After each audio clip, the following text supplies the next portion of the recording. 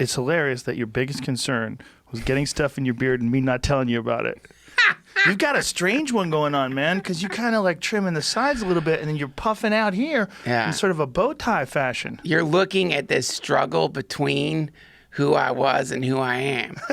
Why am I doing this? It's the pandemic. I got let the pandemic beard go all the way. And yet there's still this sense of we've got to keep civilization. I can't, if I get, what's next? If it goes all the way up, what's going to start happening? I'm already gardening now. What's next? Where does it go? How crazy can you go in a compound? Now that you're a father, and this craziness went down, and your protective instincts kick in, have you been thinking about moving elsewhere? Yeah. I mean, yeah. I was thinking about that. Like Asheville? Before, yep. We've thought Asheville. Asheville's nice. We've thought Georgia. We've thought, it's a constant consideration, especially when you have a kid. And aside from apocalyptic prepper bullshit, there's just a general feeling of I think if I were a little boy, I would want to be in a place where there's creeks and places I can run and woods and forests and stuff like that. Yeah. So there's that consideration too. God, I hope my wife isn't listening to this, because she's always like, maybe we should move somewhere in the country. And I'm like, we got to stay in LA. We got to stay here. Now, especially, it's well, do we? And well, Duncan, you now have a successful Netflix show. Number 2 in the country on IMDb. On Rotten Tomatoes. Whatever it is. Yeah. Well, Same thing. And I don't know what that means necessarily, but yeah, it's true. I can't believe it. Yeah. Is IMDb even TV shows? It's Internet Movie Database? Is it? I'm not sure what it is. It's IMDb is odd, but yeah, the show's a successful show. I guess right now it seems like people like it. It is so weird, dude. Your show is so weird. Yeah, man. Yeah. It's so Duncan. It's the most Duncan thing you've ever done. Yes, it is. It really is great. I got lucky that they let me do that too. That's because Netflix. Tell people the name of it real quick. It's called The Midnight Gospel. And, I've watched some of your episodes where you're talking about the way things are changing because of podcasts or streaming or whatever. And I think the fact that the show exists is a testament to that change, because, a subscription-based service versus any other old TV, they've got a lot more creative freedom, and they could take bigger risks than coming into a. Look at that! So crazy. The guy on the keyboard with the fucking witch hat.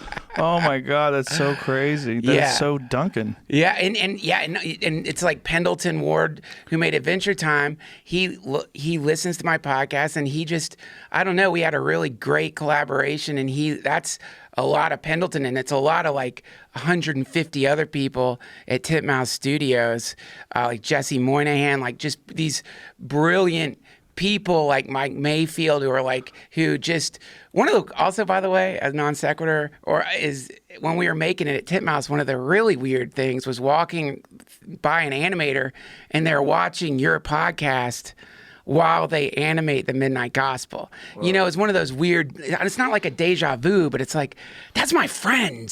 That's, that's just, is so many odd moments like that. But yeah, that's whenever you see any animated thing, you're looking at a squadron of brilliant, eccentric artists. Or Asian slaves.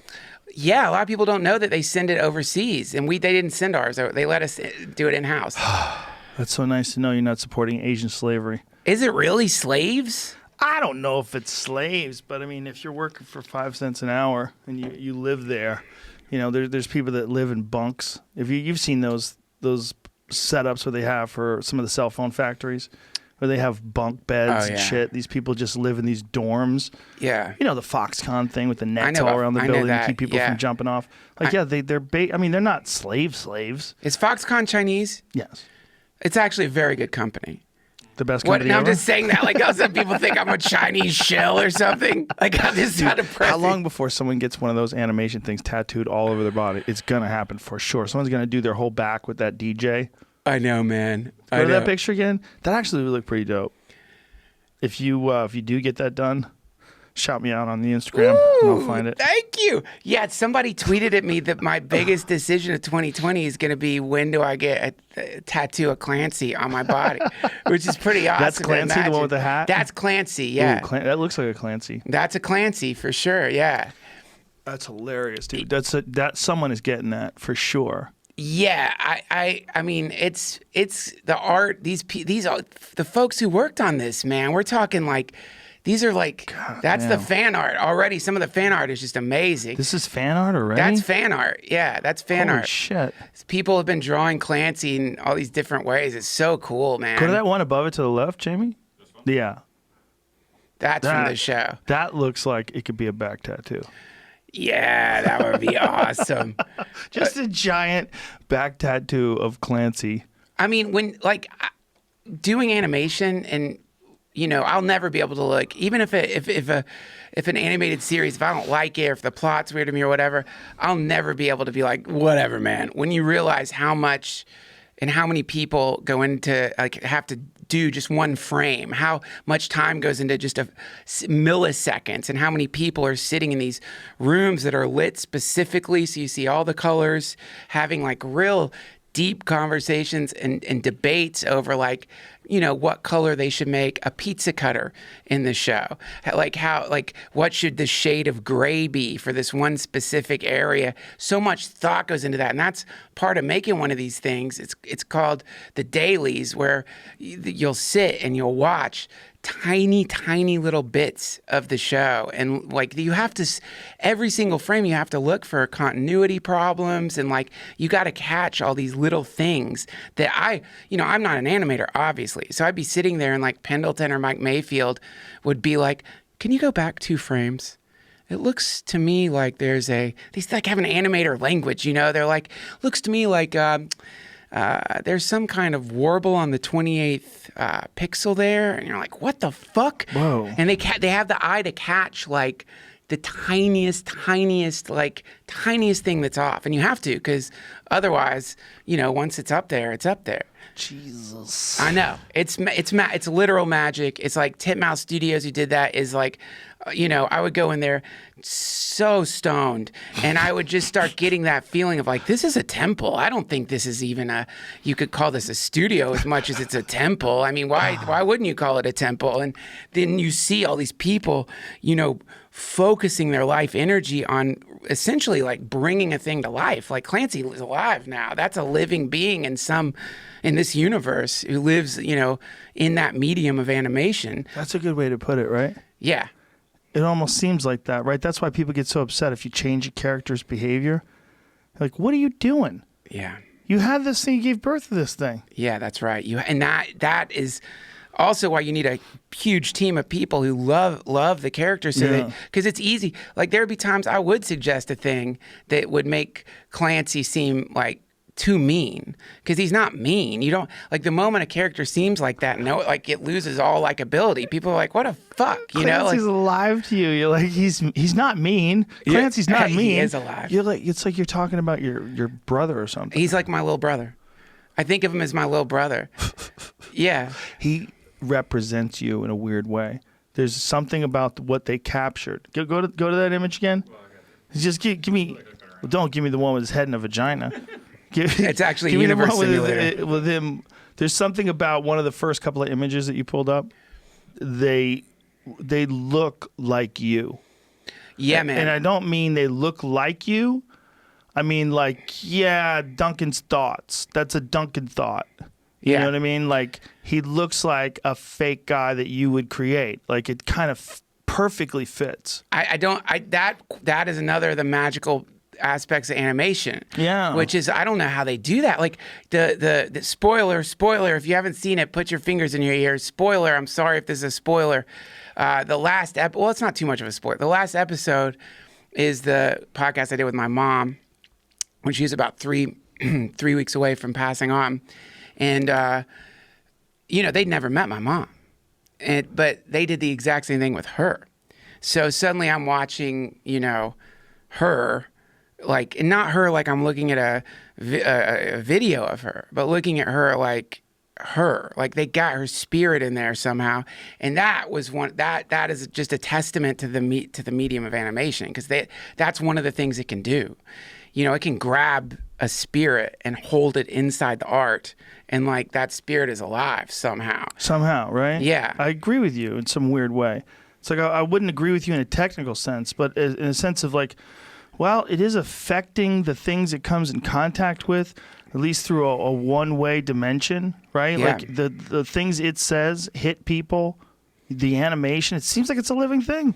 I know it's not. I'm not stupid. I'm not that stupid. Yeah. I'm a little stupid. But it seems like you. Well, it's not biologically alive, for But sure. It's sort of like there's an art to doing that we maybe don't know, because we're not. I mean, I used to draw a little, but I'm not really good. You know what I mean? Like a really good artist, there's something that they can do where they just can kind of capture you in like a little symbol, like a little thing, a little character.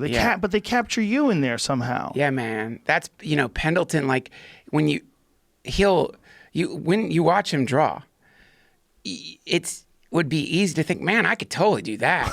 Because I'd watch him, he would just draw, and you watch these drawings that are just Pendleton. Yeah. There's his art, and like, then I would see that and be like, oh, maybe I'll try to draw a little Pendleton. And then it's like, what the fuck, hand? I can't do it. Because it's so simple. Like on one level, what's so powerful about it is how simple it is. It's very similar to stand-up, the way Pendleton is working on the show, which is one of the cool things about him, is like his ability to cut the fat and get right to the like simple point. That's where the power is. When you're drawing something or telling a story or whatever, the more complexity that gets added to it. Not to say the show, it doesn't have like chaos and wild psychedelic stuff, but any decision we made ended up like any decision you make creatively in anything, it's like, what am I trying to say? Like, what is the artery that is running through this that I'm trying to express?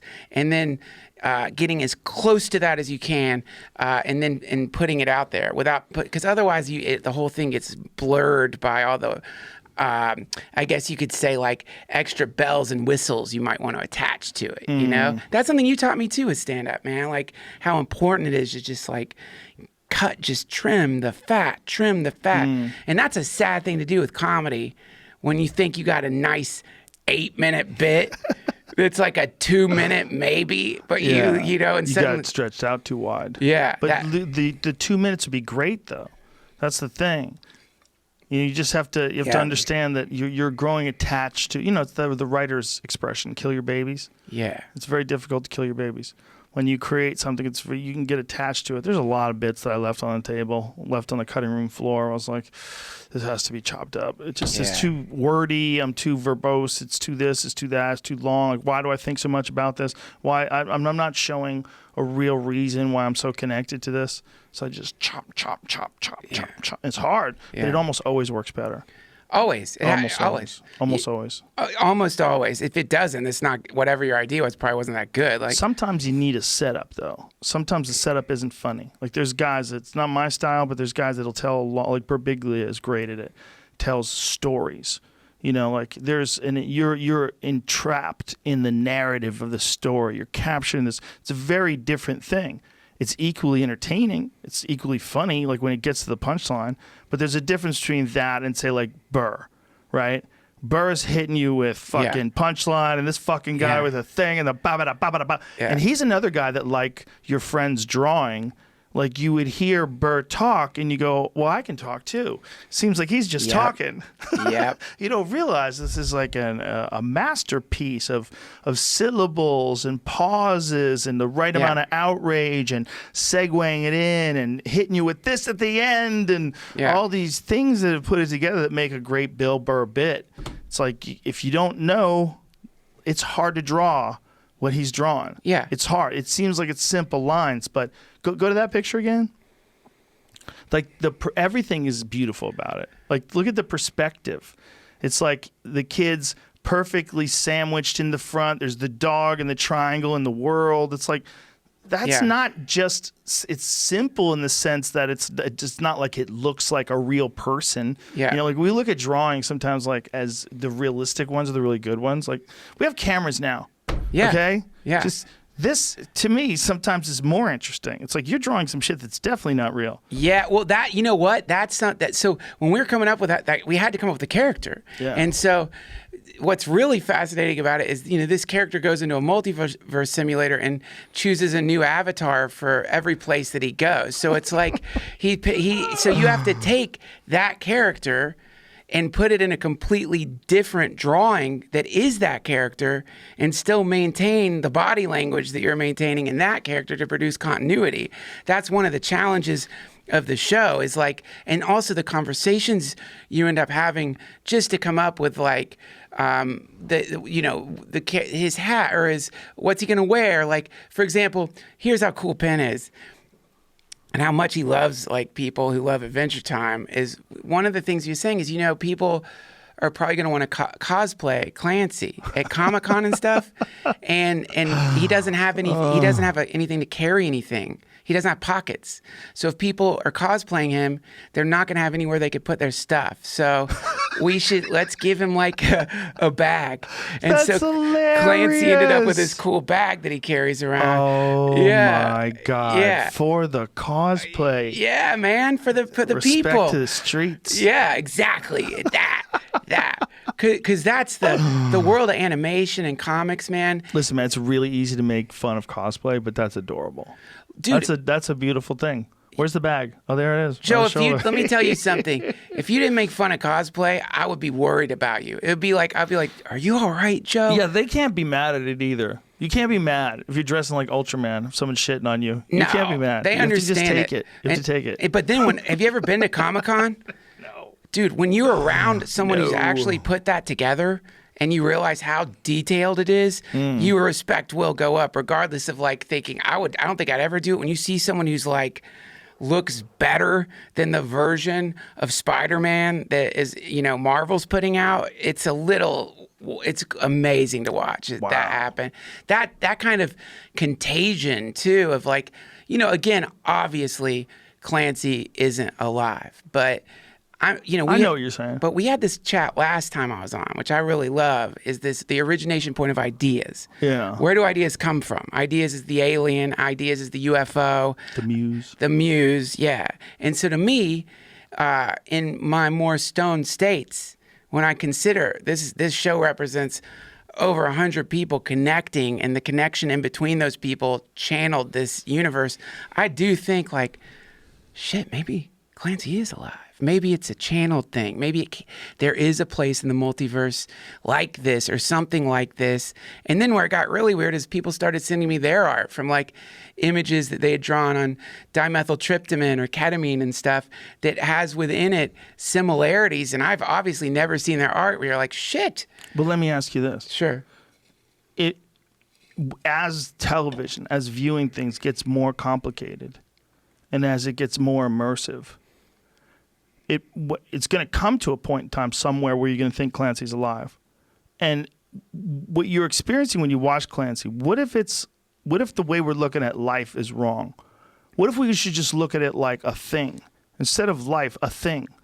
So there's a thing that you do where you drink water and you grow plants in the dirt. And there's a thing that exists only when the people press a box and the box goes live and it shows a video. Yeah. And then the thing only exists in there. But you go, well, it's not alive because it needs animators to make it, and someone has to come up with the idea for the storyline, and it needs a studio to fund it. Right. And you need bacteria. You need food. Yeah. You need oxygen. You need water. There's a bunch of living organisms inside your body that are 100% necessary for you keeping going in a regular life, driving your Tesla, listening to music. There's a bunch of other things that you're not one thing. Right. We all know this. Right. This is what this fucking whole virus thing is about. Yeah. We got infected by another thing, but we're not one thing. There's a bunch of things inside of us. And if those things died, we would be fucked. Yeah. Right? If all the bacteria in your body died, you would be fucked. Fucked. And you'd be so vulnerable to attack from the outside. Yeah. Right? Yeah. So we need all these things. Maybe it needs us, and it exists in that thing. Wow. That's so weird, man. Yeah, I mean, I'm telling you, I think it sounds crazy. It sounds but we're really high. It's and it does, to me, it's not that crazy. I mean, look, if you want to like take it to like, okay, forget all the shit about channeling some alien realm into this realm through, this disguise, a TV show, or whatever. Let's just look at like what we know is going to happen regarding technology. There's no question, but that. I mean, already somebody made a Clancy in Minecraft, and I saw a picture of that. So that's Clancy's now existing in 3D space in some Minecraft blocky version of that. Oh my God! But then, of course, as time progresses, the Chromatic Ribbon or any great animated series, Castlevania, whatever, Gravity Falls, all those things, they're going to end up getting put into 3D space in virtual reality. And then those worlds are going to be real, but now it's going to be more than just 2D.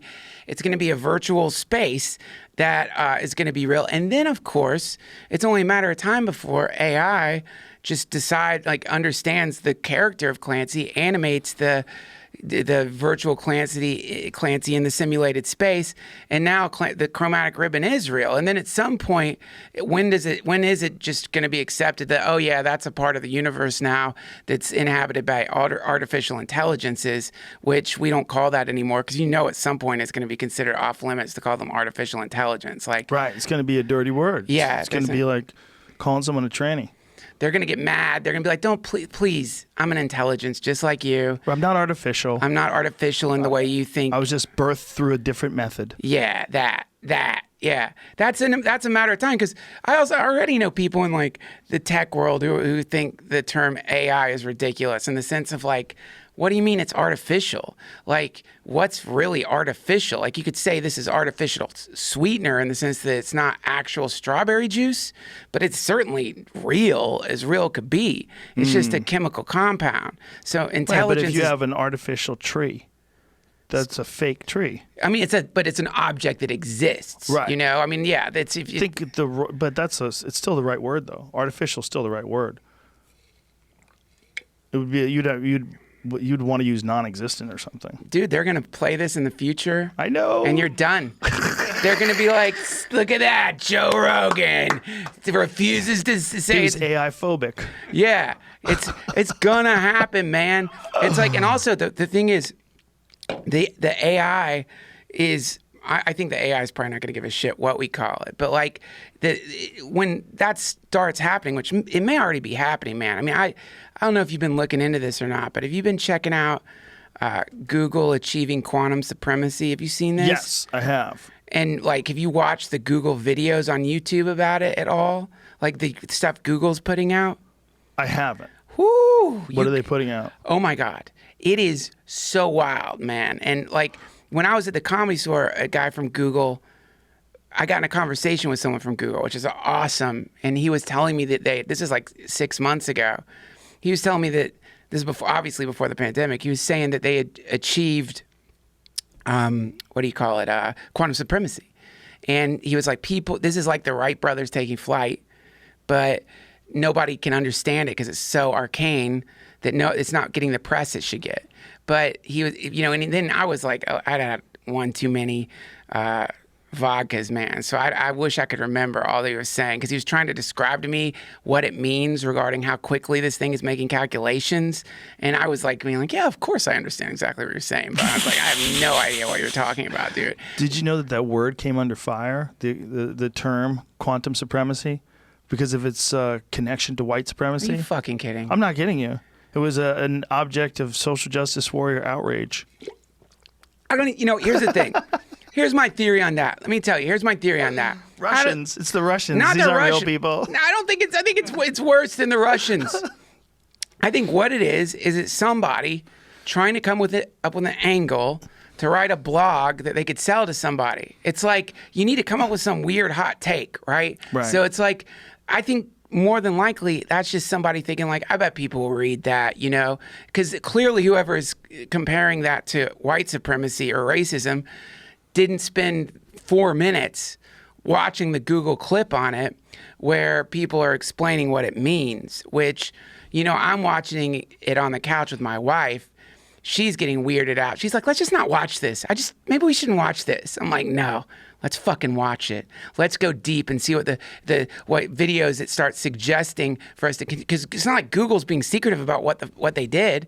It's just, it's so weird. I don't think people are like, and right now, I guess people are a little more concerned with other shit right now. Yeah. But one of the engineers over at Google just was saying, like, I think one of the things I'm excited about when it comes to quantum supremacy is that this could be one of the technologies that allows us to discover an alien intelligence. Just, kind of casually mentions that.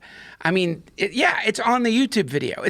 You're watching it and you keep looking up to make sure it's actually released from Google, because it seems so sci-fi that it could be like Black Mirror or some shit. Right. But it's like they're just saying it. Like, yeah, we might connect to an alien. We might be able to at least identify it, or maybe they mean because they're going to be able to sift through all the data we already have from radio telescopes and stuff, that they could maybe look for signals that we can't find, or I don't know. How would they? Maybe something they could tune into things that they wouldn't ordinarily have the frequency to reach.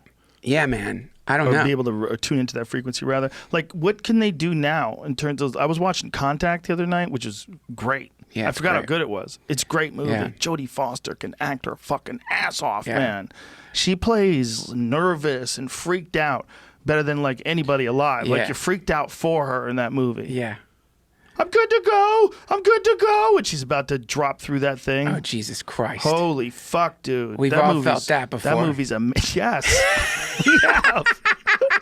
After the third hit, when you put the pipe down, you'll go, oh no. I know. And the DMT chants start happening. I know that feeling. It's such a funny feeling. Good to go. I'm good to go. Yeah.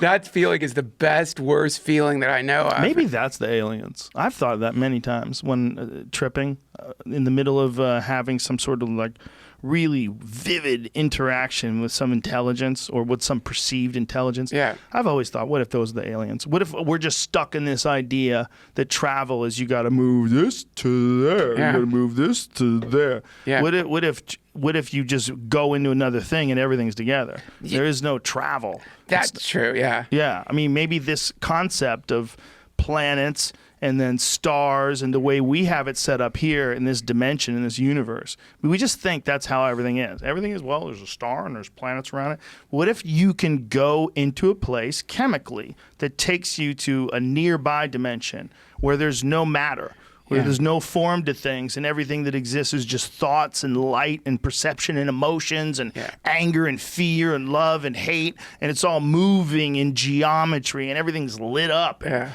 everything's impossibly bright and vivid. Maybe that's just like another place you go to. Well, they used to call it the spirit world. Yeah. I mean, that was the name for it. It was just accepted. There was like a place called the spirit world. Some people call it the Bardo. There's all kinds of names for that place. But, What if that's real? It is. I mean, it is obviously real in the sense that You can go there. Not only can you go there, but there's visionary artists. When you look at the art that has been inspired by various entheogens, it all has a specific flavor to it. And Alex Gray is the best example, right? Yeah, For Alex sure. and Allison, man, they like their art.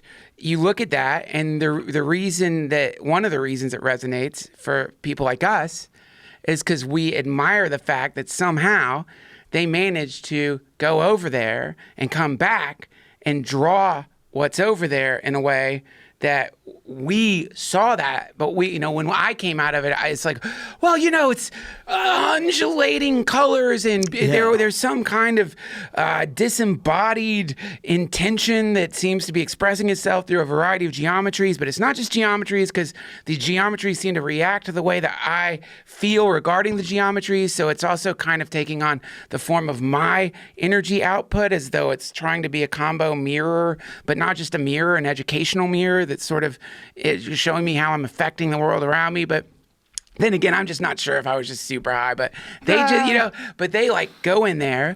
And Alex Gray said this to me once, that, they're cartographers. It's just, cartographers. And Psychedelic cartographer would be a great name for a band. Yeah, man, for sure. Cartography is fascinating because you go back and look at the old maps, or you go back and look at, like, my favorite thing is like old pictures of a giraffe, or like old pictures of some shit somebody saw when they were like bison on the walls of caves. Yes, exactly. And it's like kind of looks like a bison, but like also it's somehow in that time period our brains hadn't evolved to the point they have now. So you look at like a medieval drawing of a giraffe or whatever, or something someone saw in the Crusades and came back and tried to like explain to somebody, and like it looks exactly like the way your description of getting completely blasted on psilocybin probably looks compared to what you saw. It's a downgraded, weird version of it. And so, people like Alex and Allison or Terrence McKenna, they're so good at going into that place and maintaining some kind of like long-term memory that they can come back and fully articulate it in a way that we, as people who've been there, know what it is. And then there's something comforting in that, because that does point to the idea that this is a place. We're not just mashing down the watch, or we're not just distorting our biotechnology. This is a shared place. We're all seeing the same thing. Now, that could be a synaptic place or a genetic place that happens to be in humans or something. We'll never be able to answer that probably in our lifetimes. But to me, regardless, it's still a place. And to get back to what you were saying about our current concept of travel, or our current idea that, I need to get my meat body over here, because if I don't, that means I'm there. And, that's how I know I've been there, because I was there in my body. And then, this is like the guy who founded the Hare Krishnas, His Divine Grace A.C. Bhakti Vedanta Swami Prabhupada. He would, in his writings, was derisive of the idea that people were sending a metal ship to the moon with bodies inside of it. He would say, like, that shows where human consciousness is right now, because they think they're their bodies, and they think they need to put their body in like this box and send it to the moon, because they haven't figured out yet that you don't need metal to send yourself to anywhere in the universe that you want to go. It just requires yoga and discipline, which is hilarious. And also, I remember reading that and thinking, like, but I still want there to be interstellar fucking travel, man. I still want to get in the box and travel to the moon. That being said, I think that you're onto something when you are contemplating right now that maybe our idea of going to one place or another with our meat bodies could be looked at in the future as a little archaic. Well, when they talk about there being different dimensions, right? Like when they use quantum physics to determine the number of dimensions, they've determined there's multiple dimensions that we don't have access to, right? Yeah. Like, is that how it works, or am I reading it in a dumb way? Because I believe there was, what do they think there are? Do they think there's 9 or 11 dimensions? Usually when I look this up, it's 11, but up to 26, maybe some people even think so. Up to 26. Yeah. First of all, when those dudes are writing that shit down on the yellow legal pads, we all have to take them. We have to take their word for it. Yeah, sure. Okay. How many people know what the fuck they're writing down on those goddamn yellow legal pads? When you see those physics dudes and they're doing those crazy, like... Yeah, we have to take their word for it. So apparently mathematically, right? That's why they believe there's at least 11 dimensions. So what does that mean? So it means we have access to some dimensions and we don't have access to others? Theoretically that they exist? Is it possible to transverse the distance between this dimension and that dimension? Man, this is the thing. As I'm glad you're asking me this, because I got my doctorate at the University of Bro Science, and I can't fully answer this question.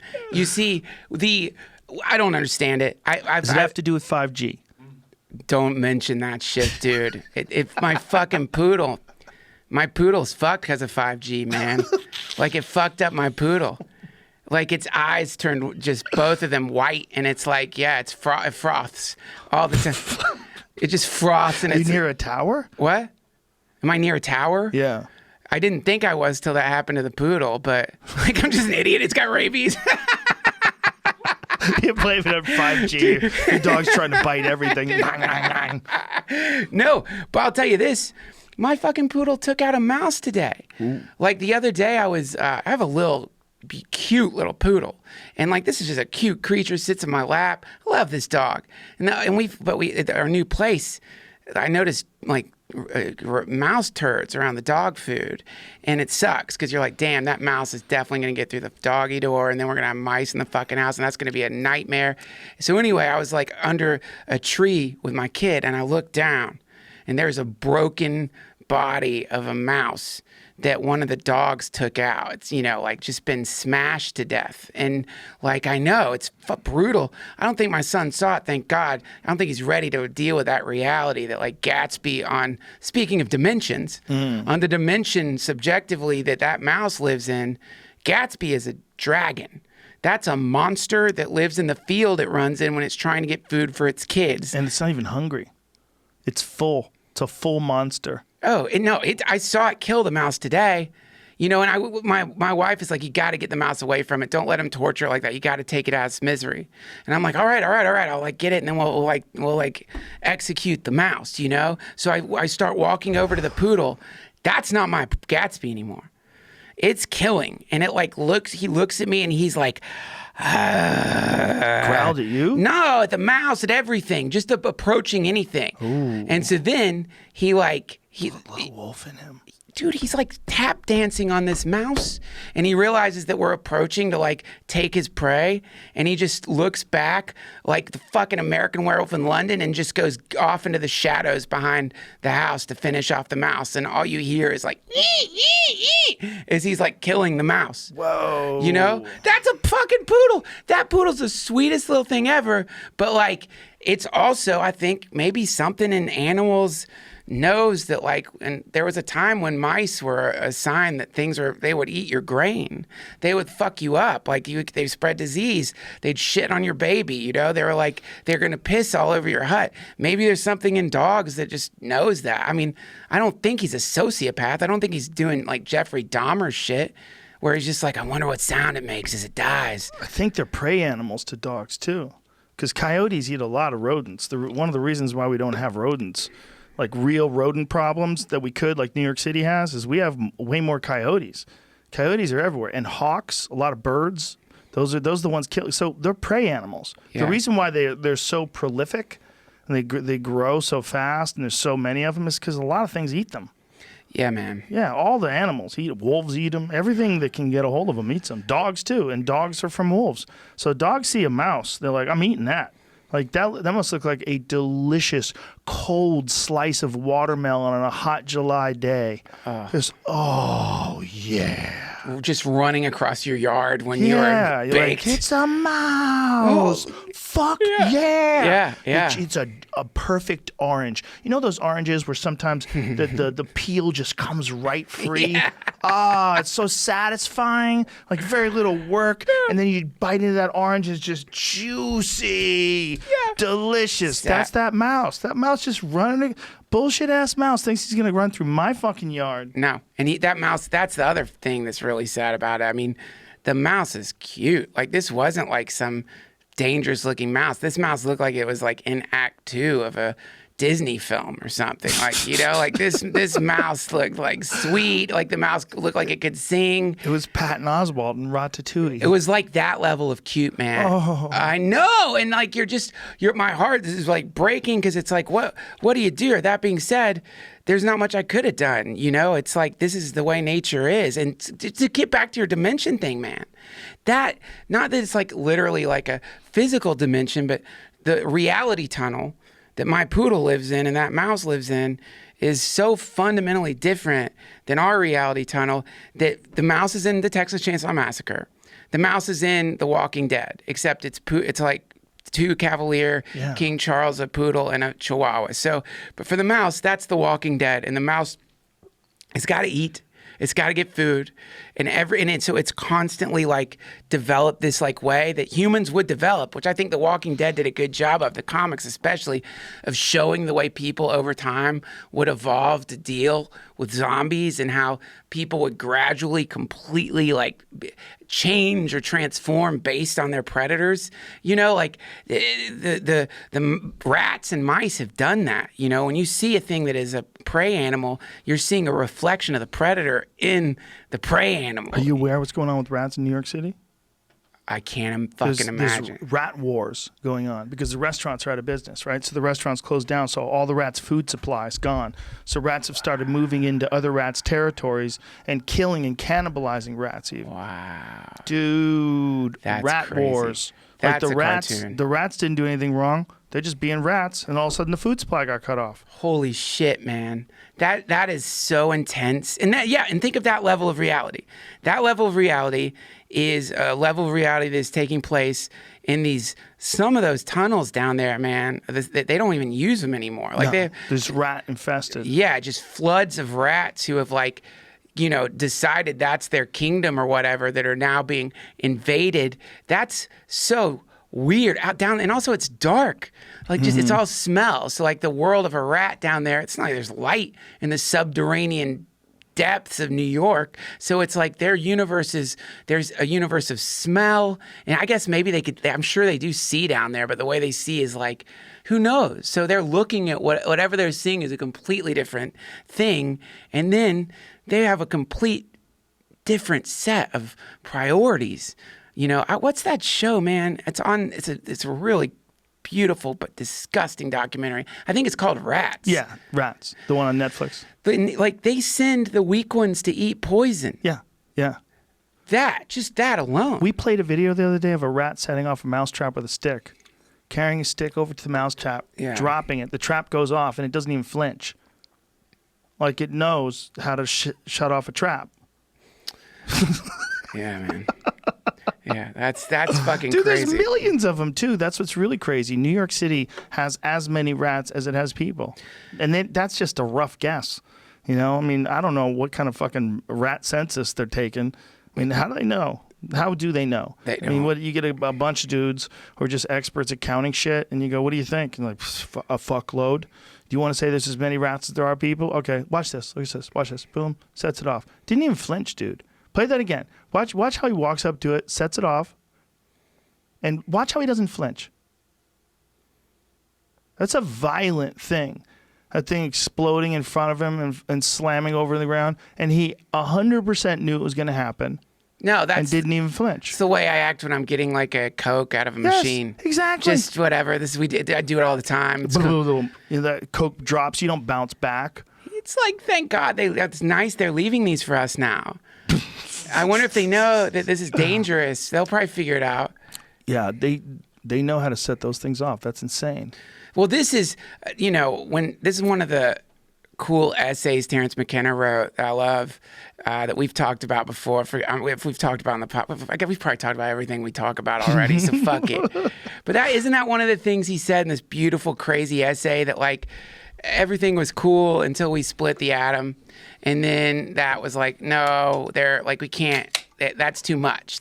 We're always in transit. So when we say everything was cool until, the thing about people is we're always going somewhere, in terms of we're always trying to make better things, and we're always moving into a better place and a better thing. That there's never going to be it was good until. This is all like romantic thinking, like looking back at the past. Sorry. I don't mean he's saying it was good until we split the atom. He was saying we split the atom, and the greater intelligences that were existing in alternate dimensions were like, hey, wait, what the fuck? Oh.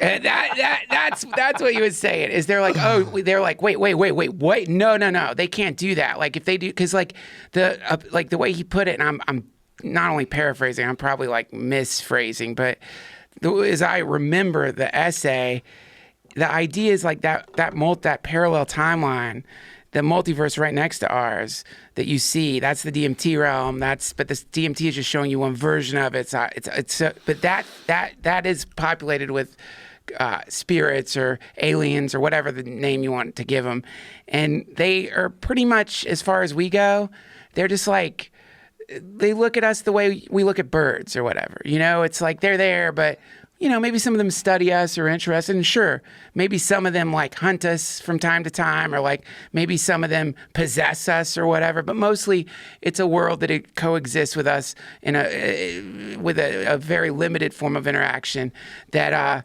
is you know, subtle, but. And there somehow there's some like Star Trek intentionality behind that, which is like let them evolve as they're evolving. Let's not fuck with it. But the splitting of the atom, that was powerful enough that it bled over into their realm destructively. And so they were like, that was the beginning of the end for us, not because it meant a nuclear holocaust or whatever, but because they couldn't just ignore us anymore. And that this was like, you know, I don't know, that maybe this is where the aliens are coming, or the singularity, the thing we call the singularity is not that we technologically create a machine that produces a thing that opens up a parallel timeline or creates all moments at once, but rather that's when they come here. That in the way we see that, because we're so limited in our understanding, when I do something, I'm like, I'm doing this. This is how I did it. I did it. This is like in music. If you write a song or you write music and you're just in the room with somebody, there's some kind of law where they get credit for it because just they were there. That's a collaboration. What? Really? Musicians. Someone explained this to me a long time ago, but there's an intense way of quantifying collaboration in music that is a little different than in like making like other forms of media. And I think it's a little bit more sophisticated in its way of looking at that quantification. Like every time we finish a podcast, we always end up saying, damn, whenever we talk, it's like you bring like these conversations we have, I'm not having them all the time. You know what I mean? It's like us together and Jamie, and like something about that produces a space where we're able to have these kinds of conversations. And so quantifying that is like, how would you even fucking quantify that? But anyway, what I'm saying is... Right, when certain people are around, the people that are creating the music is better. Yeah, you know, but so to get back to the weirdo idea of like technology not even being a thing we're making, but that we're pretending we're making because we can't see the fact that technology is crystallizing in our time frame, and that as part of that crystallization, because it's such an insane visitation, we have to, in our brains, invent a reason that it's happening. And so we're making it, and someone's like, oh, I had this idea. I'm going to work on this thing that's going to lead to a quantum computer, that's going to lead to a thing. And then all of a sudden the quantum computer starts giving ideas about, well, why don't you try this? And then who fucking came up with that? And then, you know what I mean? and that's the last phase before the veil lifts, and boom, that's the singularity. And that's, you know, and it's not, we didn't make the singularity. We're a reflection of it. That's just when this particular zone or node or whatever you want to call it, it gets opened for business, so to speak. Well, if it wanted to prepare us for abandoning life as usual, this would be a good way to start it. Yeah. Start it with a little pandemic, lock everybody inside for a little bit, complete upending of what's all that's normal in terms of society. Yeah, man.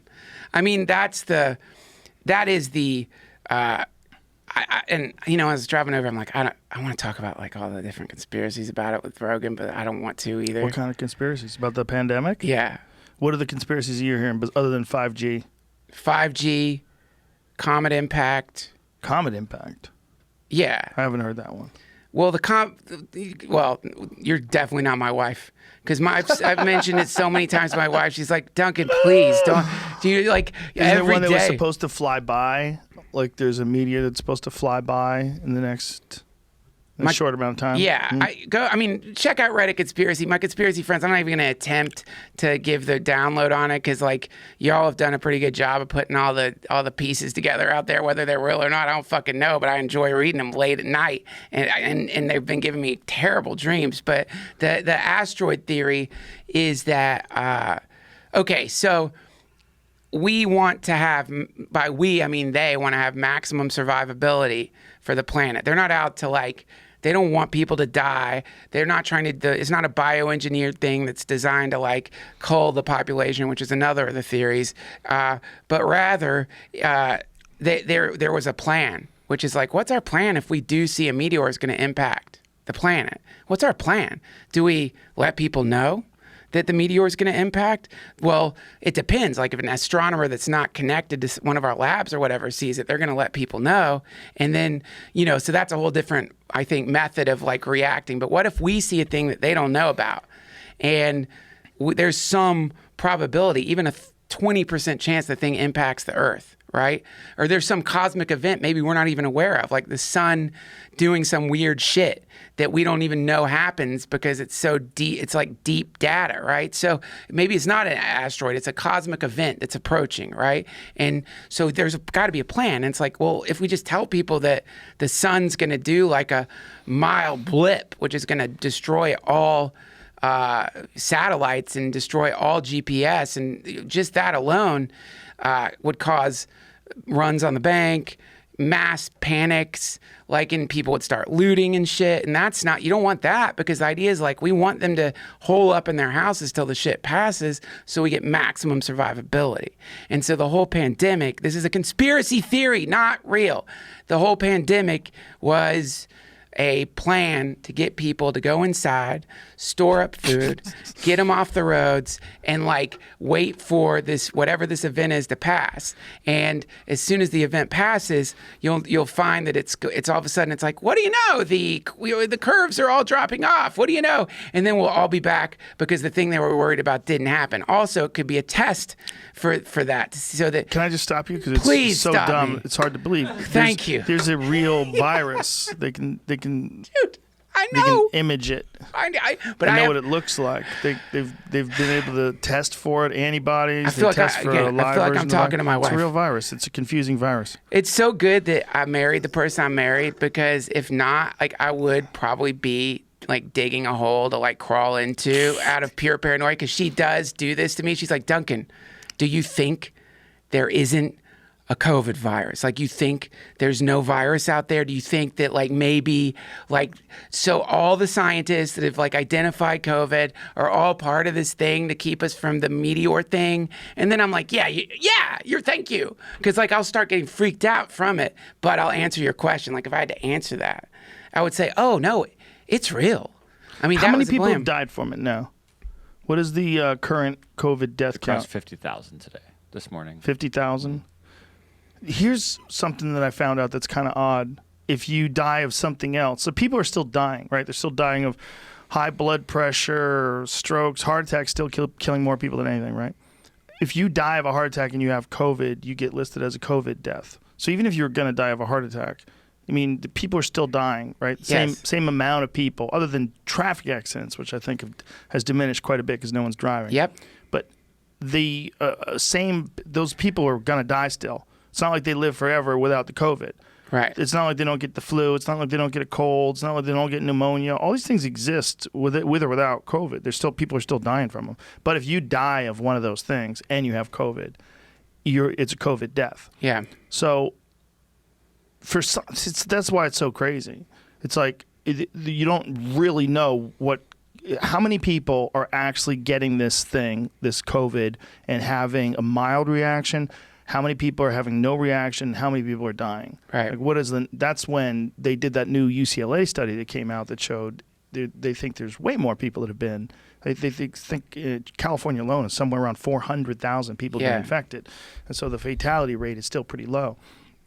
But if that's the case, so what do? We just let people die, or do we do this every time the flu comes around too now? What if we get a particularly rough flu? Is this a practice run for what we're going to do every time colds come through and they start killing old people or killing sick people or fat people? Or when do we, I wouldn't want to be the person that makes the call as to when people go back to work, because what if the second wave comes and a bunch of people die that didn't have to die? Right. But boy, if we set up a weird precedent, it's kind of weird. We've shut everything down. Yeah, man. I mean, well, to me, the part that makes sense is, we stop the spread. well, also, the other thing is it's new.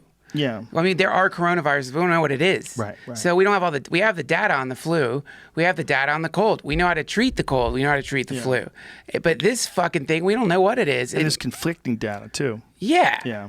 So I kind of get the like super, super, super intense, careful approach to it, and I think if I had to make the decision, that would be the decision that I made. But then also, I hope whoever, and thank God, people like us don't make those decisions. Thank God. But hopefully, whoever's like making these decisions is aware of the fact that like right now there's folks who are getting Meals on Wheels. There's folks who are like on unemployment and lost their job. And like, I hope they're aware of the fact that like, and I'm sure they are, that the pressure of folks who are in this horrendous economic position, the pressure on them at some point is going to exceed the humanity and compassion and empathy they're showing by not being in the demographic that's most likely to die and still staying inside, losing their job. You know, that's love, man. That's deep compassion, because you don't want someone's granddad to suffocate on some new fucking bat flu, right? That's really love. That's love, and that's it's beautiful. But at some point, that pressure is, people are going to be like, look, I don't want to kill anybody. I don't want to be a carrier. I don't ever want to hurt anybody.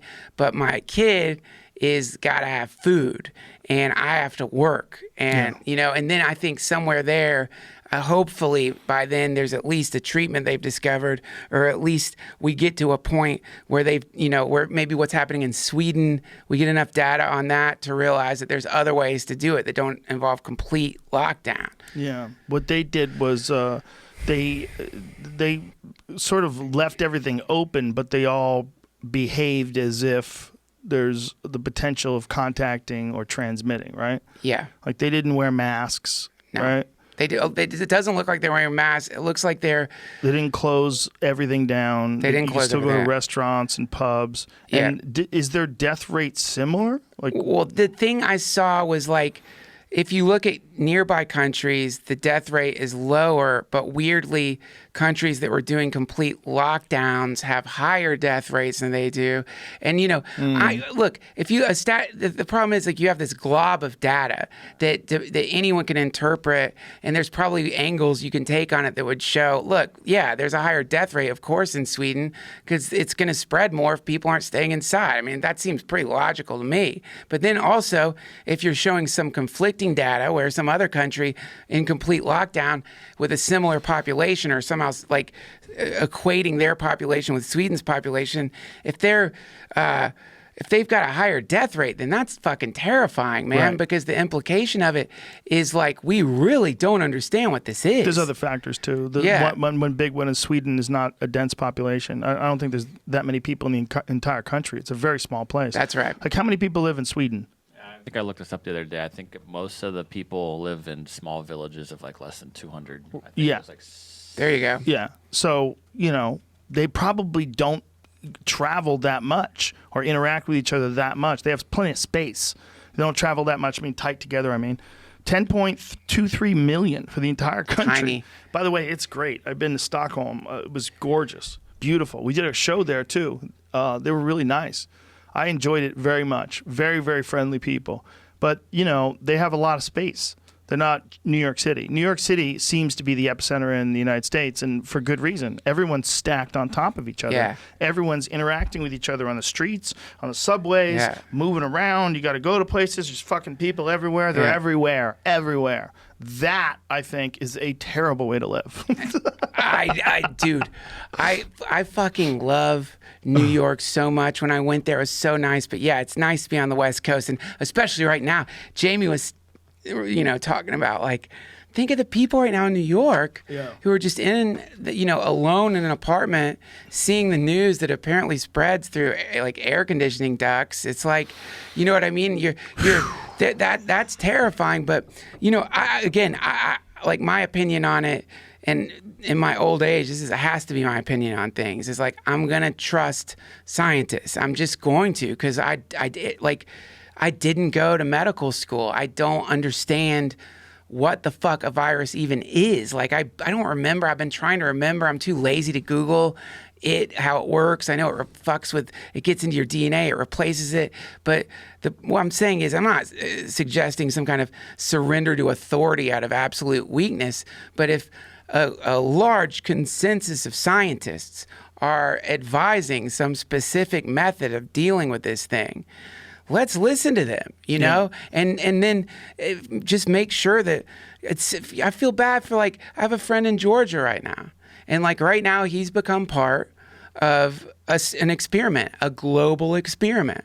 They're opening up Georgia right now, and every state that opens up right now becomes an experiment. We're going to get a lot of data from what happens from all these states opening up right now regarding the efficacy of shutdown like we have right now. And it could be that all of a sudden we realize we overreacted. And you know what? I'd much rather overreact than underreact in situations like this. You know, it's like, fuck, we overreacted. Whoops. Yeah, we thought there was the potential this thing could mutate and kill fuck tons of people, way more than the flu, and we were wrong. And it fucked up the economy, but it's a lot better than what would have happened if it was some new smallpox or black plague, right? Well, also, look, it killed 50,000 people, right? What if we did nothing? Would it have killed like 400,000? Exactly. I mean, that could have happened. I mean, it could have compounded, and it seems like for whatever reason, these places where people are stacked on top of each other, not only do they get it, but they get it way worse, right? Yeah. It seems like, what's that expression? Viral load, right? Yeah. Like the viral load is greater, and like if you're around a bunch of sick people, like there was one awful story about this family in New Jersey. And like the mother died, and the oldest son died, and the middle son died. Like 3 people died from one family vacation or one family dinner. They got together, and one of them had it, and just spread through the fucking house. So it's not the flu, you know. It's something way more intense. But the people that have survived the flu, they'll probably survive that too. But the people that, you know, were kind of hanging on edge, it seems like anybody with a respiratory problem is in deep shit. Anybody who smokes is in deep shit. People with high blood pressure, diabetes, deep shit. It's not the same with everybody. Other people, like Idris Elba, walks it off. You know, healthy. Yeah. I know. But he has asthma, apparently. Oh, really? Yeah, he had asthma, but he didn't, you know, there's a lot of people that Chris Cuomo guy seems fine. I know he says he gets chills, but he seems fine. Seems rattled though. You know, I don't, not in a bad way. Yeah, exactly. Like that was watching him was one of the things that was legitimately creeping me out, is like, as you're watching him, and he did a great job holding it together, man. He didn't panic, and he like put something out there that was like comforting to some degree, but I was scanning his eyes, and there were moments where I'm like, fuck, he's rattled. Like whatever's happening to him at night is bad. Why is it happening at night? What is the difference? You know, I don't understand that. If you look fine in the day, how come at night all of a sudden everything's all fucked up? Don't ask me, man. I don't know. It's like, I've noticed though, sometimes if I get sick, night is always worse than the day. I don't know why. I don't know, man. But whatever the fuck it is, to me, like the part that really sucks, I got friends who are like immunocompromised, man, and that means that like they really will, if they get it, it's game over, you know. It fucking sucks. And so there's that quality to it too, where you're like, you know, statistically, I don't know where I'm at. Like statistically, I think I'm on the cusp, you know, but. All of us have friends that are like dead meat if this thing were to explode. So fuck it, you know. I get staying inside, man. I just know that like eventually, you know, my brother was telling me every day his neighbor. You know, my brother works from home. He's a video editor every day, and a producer. But every day, he sees people are getting food deliveries because they can't from the state. Right. You know, man, and that's like, I don't know. I'm just glad I don't have to. I'm glad I don't have to be the one who makes decisions like this, because that must be a weird thing to be in a position where any decision you make kills people. Like if you make the decision to open up, people are gonna, you know, die because they're gonna get sick. if you don't make this decision to open up, there's a potential that, you know, just think of the mentally ill people right now. No one's talking about that. Like, I keep thinking of like the manic depressive people, the people who are already depressed, who now can't go outside, but are also getting blasted with apocalypse news. I don't know what suicide rates are looking like right now, but like, you know what I mean? So it's the decision to keep people shut down, you know, is going to, what might result from that, those deaths might be secondary or tertiary or some shit, but still it's like, it just sucks to have to be in a position where you have to make those decisions. And it's like, how awful to know. Yeah. It's like brutal. I feel terrible for them.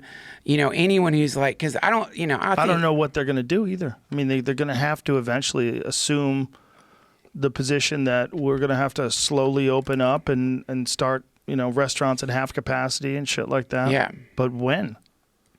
You know, I mean, they've said May 15th here. That seems like an awful long time. I know. It's an awful long time to ask people to keep it together that don't have any money. It's an awful long time. It's an awful, awful long time. It doesn't seem like the best idea either. It seems like the best idea would be to quarantine all the people that are very vulnerable, to make sure that they quarantine and make sure that people who know them or are aware, you know, do not, you know, touch them or touch anything around them if you could have potentially been in contact with something because they're immunocompromised.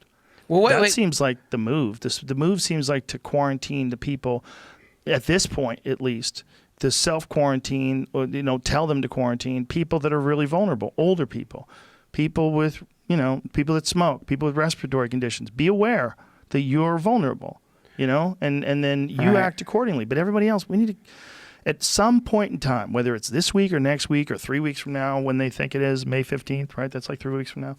They're going to have to open the doors. And when they open the doors, people are going to be starving. They're going to be starving. Yeah, man. You know, they haven't worked. There's so many people that are so behind in their debts. They're getting, you know, debt collectors are still wanting their money. You know, especially if they had loans or, you know, anything that was outstanding before all this happened. They're already in debt, trying to work their way out of a hole, and they can't even work. This is the only time we've ever been in a position where people can't even go to work. Yeah. Well, what do you? Okay, so I've heard like 3 ideas regarding what to do. One of them is like incredibly controversial.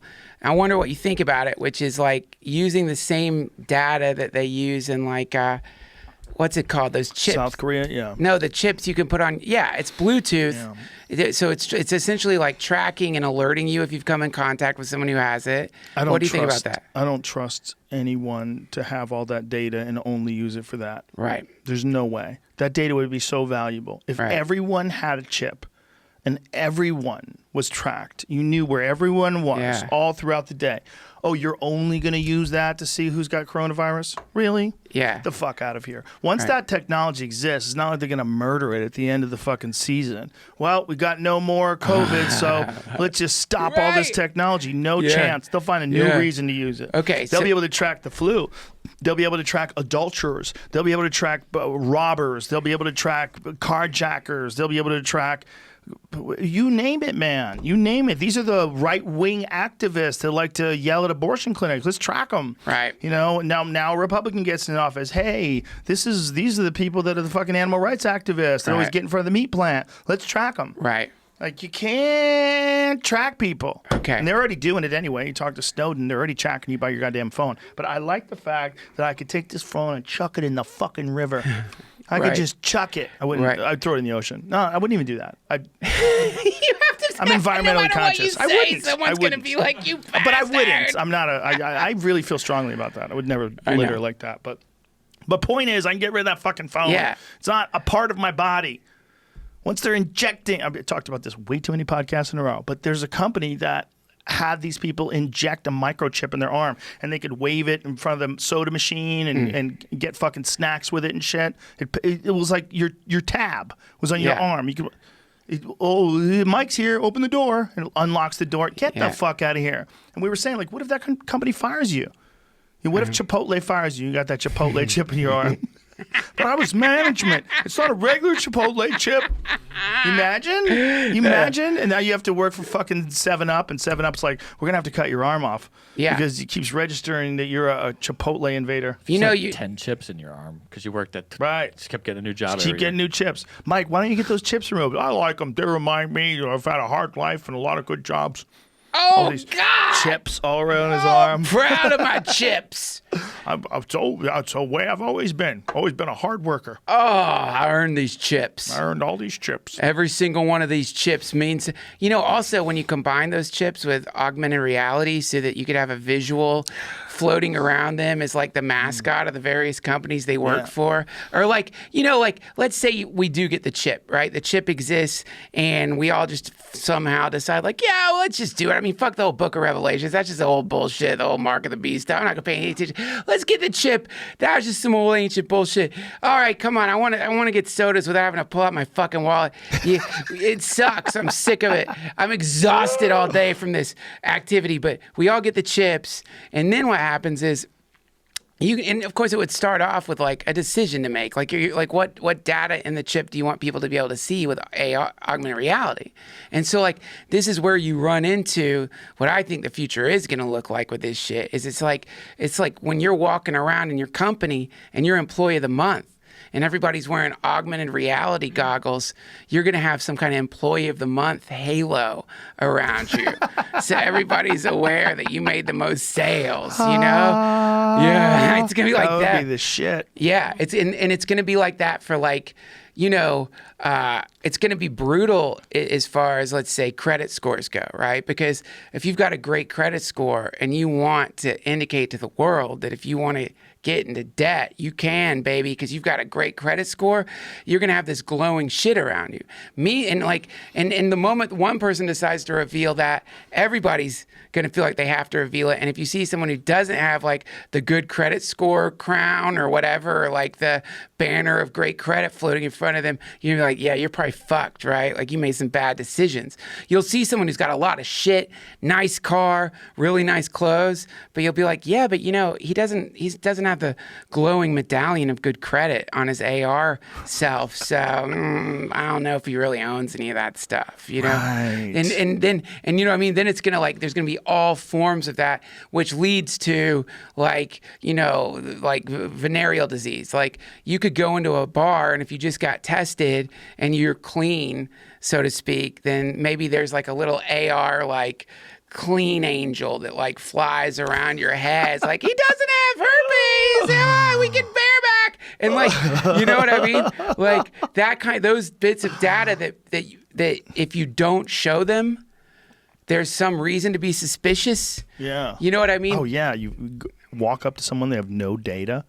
They're just blank. You'd be terrified. Yeah. You're just a person. Who are I'm you? just supposed to trust you. Yeah, You fuck could be that. a serial killer. Fuck that. We're Yeah. going to look back on times when we just would meet people like this and not have some halo to go by. Yeah. Like if I see Jamie would have like a nice golden glow. I'd be like, look at him. He's got a high approval rating. Yeah. He's got some cash. Yeah. That's a good catch. Yeah. There you go. If you go to a nightclub, all the dudes who are glowing gold, Yeah. people would be like, oh, and girls with like purple credit scores. They'd come in, try to get close to the guys in the gold, try to get a little of that gold on them, clean up that credit. Yeah. Right? Yeah, man. Imagine if you knew, like if a girl was really hot, but you look at her credit card, oh my God, bank fraud. Look at her. She's a bank frauder. Yeah. Like that, you don't get that gray outline unless you do bank fraud. That's right. Yeah. And there's no way to get it off. It's like, Can you imagine? yeah. That, you know, there's going to be big arguments about that where it's like, you know, currently, if you're a registered sex offender, we know where you fucking live. And I get it, man. Like, that's good. That's good. But then it's going to be like, okay, but do we put that in their augmented reality chip profile so that anywhere they go, people are seeing that this is a person that hurts kids, you know? Right. And there's going to be a conversation about that where people are like, fuck yeah, that's what you do. Like, I want to know if some like weirdo is like getting anywhere close to my kid, right? Fuck yeah, you let it. And anyway, that's a slippery slope that leads to the dystopian, like, Black Mirror future in that great episode where like there was like, and I think they are doing it in China. They're doing it in China. Yeah, Yeah. they have a legit social score in China. Yeah. This is a real concern if this technology does get released in time and people start using their COVID tests and putting it on their QR code, that little thing that you do with the photo, and it scans you like a plane ticket. Yeah. Like, oh, you're good, Duncan. Seems like you're good. Make sure you keep that phone on you everywhere you go. No problem, officer. Duncan, we got a email the other day. It shows that you have been going, I don't know who has this data, but you've been going down to San Clemente during the lockdown Yeah. to stay with friends. No, and there's a that is- glory hole there that I like. This is not allowed. What? You're traveling. Like, see, look at what if we do this. What if we go into this scanning thing and then a new pandemic pops up and we go into lockdown again? They're going to be able to find the people that aren't locking down. What if you got to drive somewhere in the middle of the night to go get something important for your family? Yeah. Well, all of a sudden you're being tracked, and then they call you, Duncan. Where are you going? Yeah. Where are you going? We are looking at you right now. You're in San Clemente. You don't live in San Clemente. Why are you down there? Yeah. But I'm just freedom. I want to drive around. No. This is a lockdown. Yeah. There's a new flu. Go back home, Duncan. You want to kill people? It's a weird power to give people. The power to have a mayor tell you what you can do. That's never happened before. I'm not saying they're doing it because of that. I know why they're doing it. They're doing it to save lives. I'm 100% for it. Don't get me wrong here.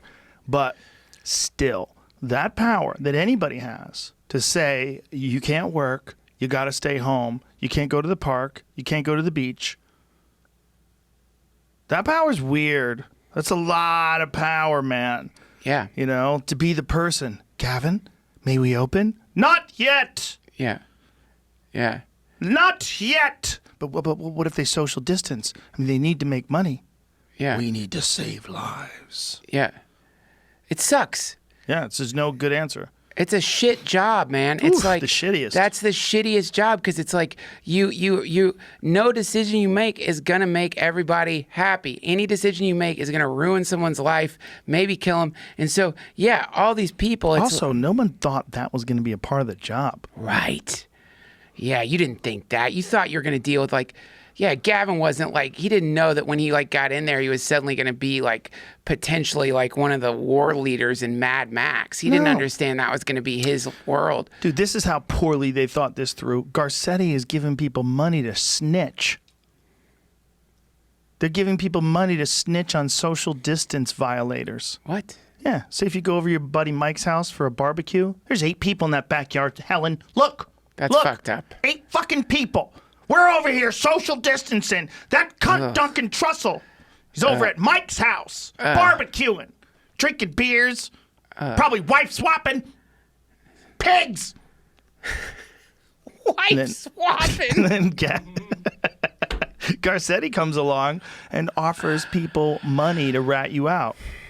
How much do they get? I was wondering if they've even done that yet. It can't I be know they real. said I it. saw that and just thought that's not it real. was real. They were offering people rewards What? to rat out social distance violators. Disgusting. I mean, Yeah. how you don't know that leads to Maoist China and fucking Stalinist Russia? How you don't know that getting people to rat on people leads to North Korea? I'm not saying we're gonna be in North Korea, but that kind of shit, that's where that comes from. That's Yeah, how it man. starts. You can't pay people to rat people out. Yeah. You fucking asshole. What a shitty, poorly thought out idea that is. No shit, man. They're like any form of. I saw something popped up on my Instagram. Some company saying if you're aware that your bosses are violating like software, like don't have licensed software, we'll give you a reward. Inviting people, like disgruntled employees who know that their boss is running like stolen Photoshop or whatever to like make a little money and fuck their boss over. And it's like that invitation to snitch, that is a satanic invitation, man. That is like, I don't care what level it's at, like in general, unless you're looking at like hardcore Snowden level whistleblower, like you've been down in the deep underground military bases and you saw the fucking thing in the egg that could read your mind and you're like, I can't keep it to myself. I'm gonna fucking tell people.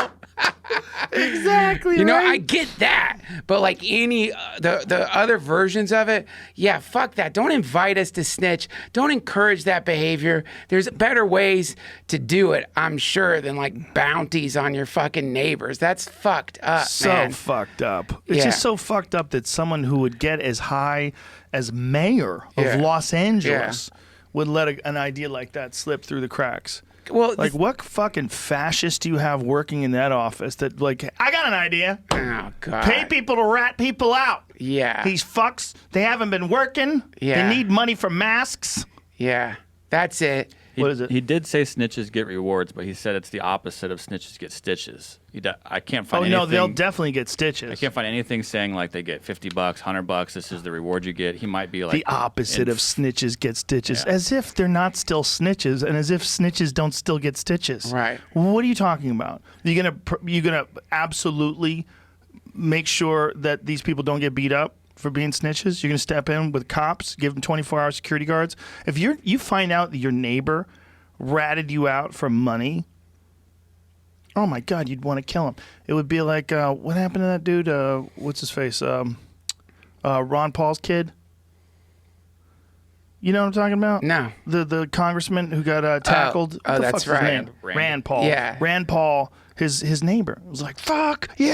Yeah. Just out of nowhere tackles him, smashes his ribs. He lost a piece of his lung. Yeah, man. That's fucked up. And it's like, because what you're asking for there, which is another thing that I think the state, anytime anyone starts doing this, then you really have to start thinking about who you voted for. But like, because the idea is like, I love it when, you know, and I'm cheesy and I am a fucking hippie and I get accused of stoner talking shit. But yeah, I want there to be world peace and I want people to too. love each other. Me too. When I see, you know, even the slightest thing that like transcends political divides, where like, you know, people who've hated fucking Trump and people Trump have hated. I saw something where like, I can't remember who it was. Like, God, what's the name of the Mormon politician that was running for president against Trump? Mitt Romney? Romney. Yeah. So some dude like voted against releasing money to people who don't have jobs. And Mitt Romney tweeted, well, that senator, whoever he was, tested positive for being an asshole. And Mitt Romney yeah, wrote Mitt that? Romney said that. And fucking, you know, and then like there was this just flickering moment where Trump retweets that or says something about it and says like, I didn't know he had that sense of humor, but I liked it.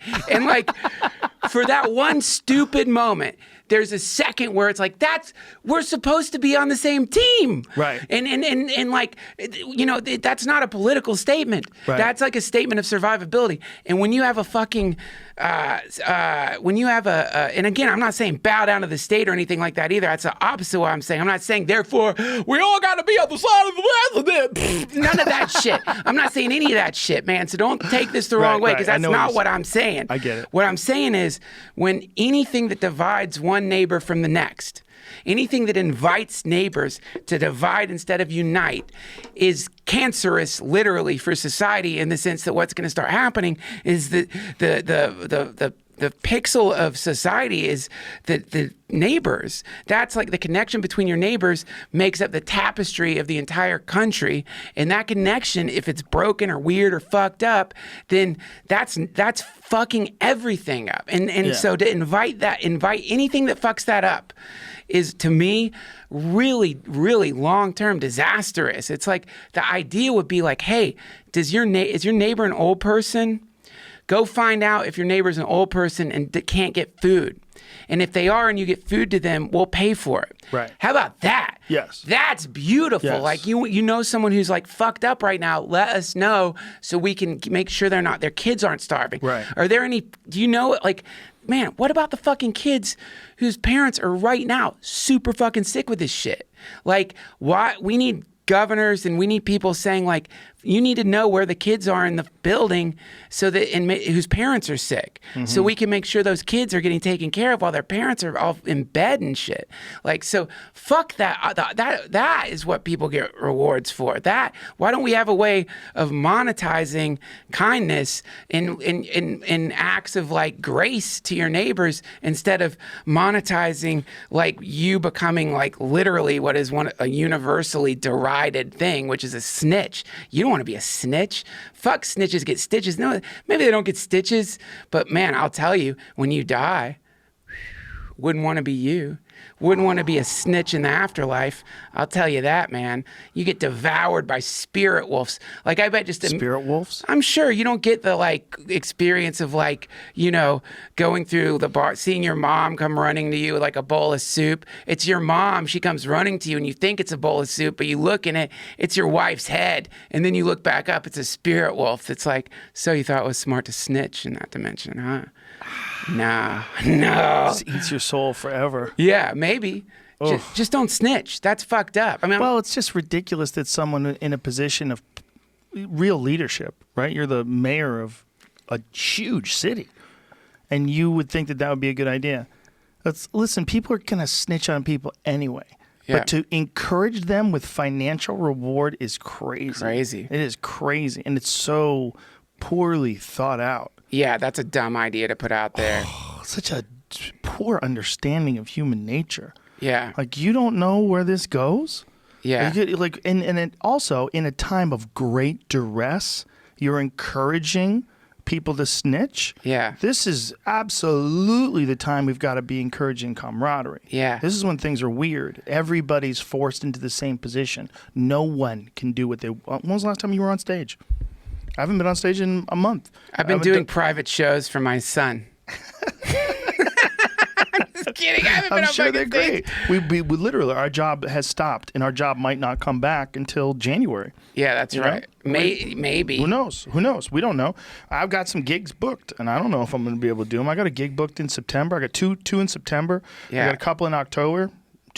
I got October's, but it's like, also, it's not like you should be, like, you can't really promote the show right now without seeming like a blazing dick. I don't want to encourage people to go out. And it's like, yeah, that's the problem, man, is we, you know, but here's the thing. Whatever the state is doing, the state's going to do. This is my favorite Jesus saying.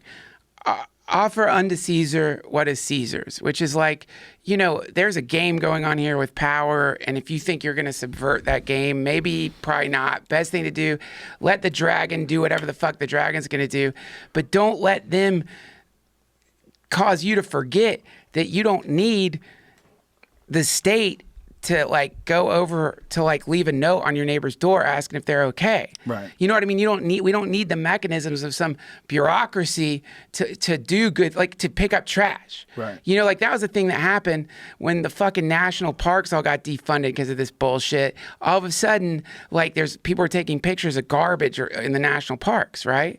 And the implication of that is like, we can't clean this up ourselves. We need a state official to come and pick the trash up. And it's like, it's nice that they do that, and we pay taxes for that, and they should do that.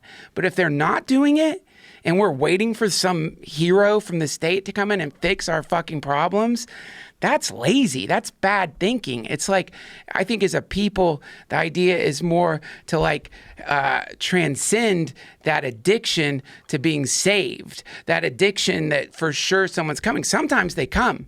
Right. But sometimes they don't. And that's no reason to like put off just the basic shit, man. Like, you know, we put out sometimes in front of our house, we'll just put out shit to give to people. You know, we've got fruit trees. There's fruit, you know, there's like the garden's got like some shit growing in it. I'll put it out there, you know, and people take every bit of it. You come back at the end of the day, it's, you know, we've got flowers. So cut some flowers and just leave flowers out there in case someone wants to bring a flower to somebody. It's an act of trust because you don't know what, I might be covered in like COVID mucus doing like, rose for my neighbors. But That being said, I don't know, maybe they're desanitizing. But my point is like cool shit happens. Sometimes you go out to that box and like they've replaced something. Like we gave flowers away when we came out and then someone had put different kinds of flowers in the box for those flowers. You know what I mean? Sounds like you got a stalker. Yeah, actually, now that I think about it, the flowers. It did seem like there was something like sticky and creamy on the flowers that I thought, but I'm saying, like, again, this to me, the not getting too much in the macro, because I'll go insane if I get in the macro. Getting into the micro, which is literally your direct neighbors, and like making some connection with them. Like the guy who lives across the street, we talked for like 2 minutes and it was wonderful. And he's like, if you need tools, just let me know. I got a ton of tools. Just, you can message me and I'll come and leave them here and you can come and get them. Shit like that. That's nice. It's cool. And it's like, it's just beautiful. It's like, that's what it's supposed to be like. Yeah, that's nice. You got a good neighbor. That's it. Yeah. Having good neighbors is everything. Everything. People that hate their neighbors, like, man, you should just move. Save yourself some agony. Yeah, well, you can't sometimes. That's the problem. Well, we all need, we talked about this before. We need to find a cul-de-sac and all buy houses there. You mean the cult? Yes. I know. Well, you think a ranch would do the trick? It's tough to get people to live on a ranch. No, the way you're talking about, I know what you're talking about. Yeah, it's not that hard. Like, I think the way you do it is in phases, right? So, like, the first thing would be just get the land, right? Right. And then hire an architect. Yeah, hire an architect, and then bring in Alex Gray. Yeah. I've been trying to get to that thing that he did in upstate New York. It's beautiful. Have you been there personally? I've been there I haven't been there since it's completion. I don't even know if it's completed, but I've been there in the early phases. And yeah, that for sure is a temple. Like, it's no joke. It's not like they're just saying it's a temple. That's a real. And the way he printed those weird faces, those multi-feature faces, and used them in the corners of the building. What does he call it again? I can't remember. I'm sorry. Cosm. Cosm. I thought you meant what he called those faces. He has a name for the faces too. Is that the Chapel of Sacred Mirrors? Is that what it sounds for? But isn't that Cosm was used to be what he called the place in New York City, right? He had the place in Manhattan. Yeah, they had this. I think they still do have a beautiful place in New York, actually, or like an artist loft there, I believe. But like they ended up realizing it was time to like spread their wings, build a temple. Yeah, and then really go somewhere in nature. Yeah. They're in like a small New York town, right? Yeah, that's New right. New York State town. Yeah. It's Pretty a beautiful dope. place. Oh, actually. And they're a legit Entheon. religion. Entheon, that's right. And they're an actual religion, which they are. They are. I mean, that is a actual religion. Yeah, it is a religion. And by the way, a religion doesn't want anything from you. Like they're not trying to get 10% of your money. No. They're not giving you a bunch of rules to follow. Nope. They want you to worship love and creativity. It's a really interesting place. Is that? Oh, that's just an image of what it's going to look like. I don't think it's really quite there yet. But holy shit! Yeah, man. Imagine coming up to that, like walking up to that front door, and you're like, oh my god, what the hell am I looking at? Dude, when I was on tour, they let me park my tour bus there because we needed a place to sleep for the night. So I had to sleep in front of that thing in my tour bus, and it hadn't even gotten to that phase, but I had crazy dreams just sleeping there. Yeah, it was wild, man. That's probably like one of those if you build it, they will come things. Like, do you imagine how hard you would trip inside that place? Do you know what I'm saying? Yeah, no. Like, I don't think it's a. But like, you could do DMT in a shitty apartment and still have some crazy mind-blowing trip, but you can't tell me that coming to this place and going through this Entheon portal, that this isn't going to have some fucking crazy effect on the way you trip. Yeah. Oh my God. But that was the idea of a temple. I mean, the idea is, I'm not just saying to trip or whatever, but the concept is like, let's acknowledge the fact that maybe our ideas aren't necessarily coming from inside our brains. Let's just, as a fantasy, imagine that there is a divine intelligence that, as one of the many beautiful things it pushes into this particular realm, is art. And that if we can figure out a way to purify the connection with that thing, then we become receivers for that. And by doing that, we allow that thing to begin to exist in this world. And a temple was a place that allowed that connection to be refined, purified, intentionalized. And in that, there's a solidification called inspiration or art or whatever the name is you want to give it, but it's like output from a place that maybe is, a few floors up from the one we're at, that's having a pretty wonderful party right now. And like part of what we do is like allow it to drip into this realm, which is potentially a denser realm. We're in the realm of matter. It's dense, and like ideas, if you look at your ideas, they're light. They're like they don't have at least my ideas, like they're not like heavy. They're inspiration feels like barely anything. In fact, it's so barely anything. Think how easy it is to miss a good idea. How easy it is to think something cool that maybe you want to write down for a joke, and you're just, I'll write that down later, and then it's gone. It's light. It's light. And so in part of what they, I think, are all about, or I mean, again, that's me putting it on them. They have a wonderful description on their website about what they're all about. But to me, part of what creation is taking those things, allowing them to come through you, and then allowing this realm to do what it does, which is to crystallize them in a denser form that other people can enjoy.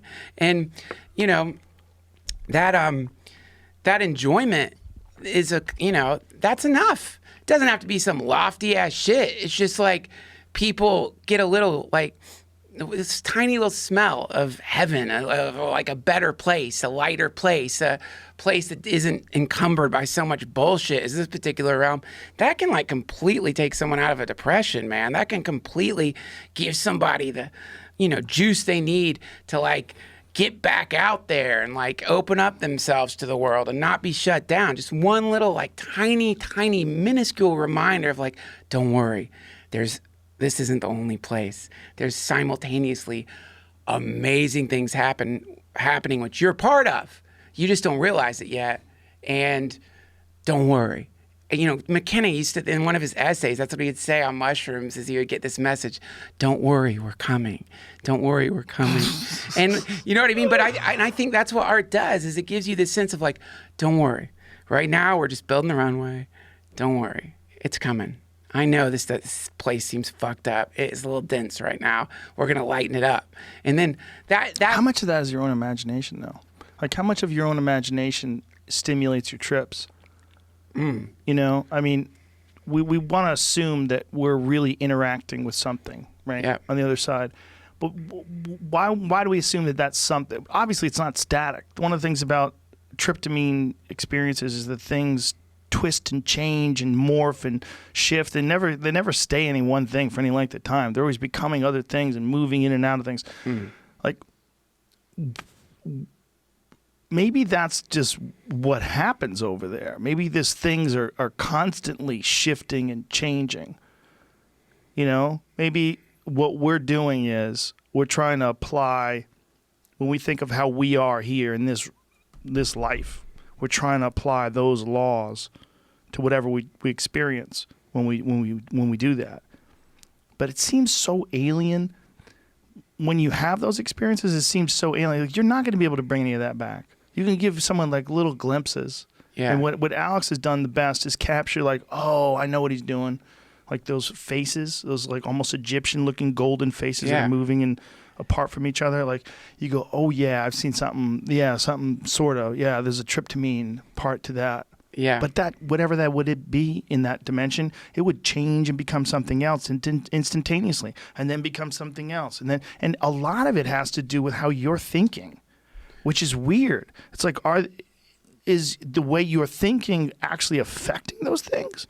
Or is the way you're thinking affecting your perception of whatever this energy is and how it manifests itself visually? Well, I mean, this is that, right? Even in what you're saying, there's this assumption that your thinking is separate from the thing. Right.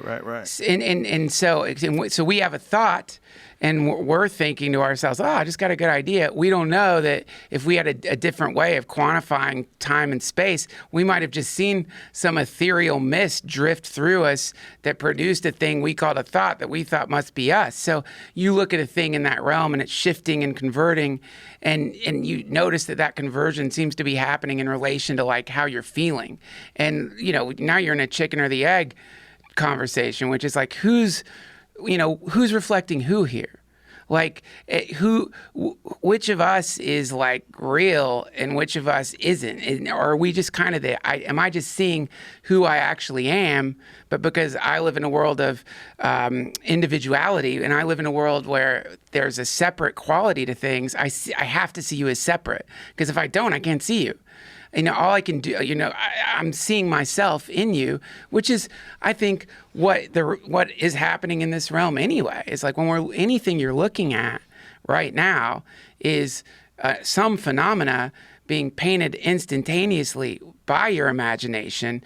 That's what the imagination is doing. It's painting colors onto the universe of infinite phenomena that your brain is like doing out of habit. So that's anyone you're around, you make an instantaneous assessment of that person, or you begin to like realize like, wait, I got a bad vibe about that person. I bet something's off with them. And then you go into like you're a TV psychic bullshit. Like, oh yeah, really? Oh really? Is that is that the instincts you learned? Where'd you learn that? World of Warcraft? The streets. Yeah, no, you don't know. But I've done that. By the way, I'm talking about myself, where I'm like, yeah, I just can tell if a person is honest or it's like, no, I can't. You can definitely tell if a person's really fucking weird though. That's for sure. You could tell if a person's off, like they're not really connecting with you, or they're pretending to connect with you, and you're like, whoa, I got a weird vibe from this guy. Yeah, that. Meanwhile, if you looked at what he said on paper and what you said on paper, would be totally normal. That's true. There's sometimes a certain things, a violation of space. There's a weirdness to the way they look at you, a cadence. Yeah.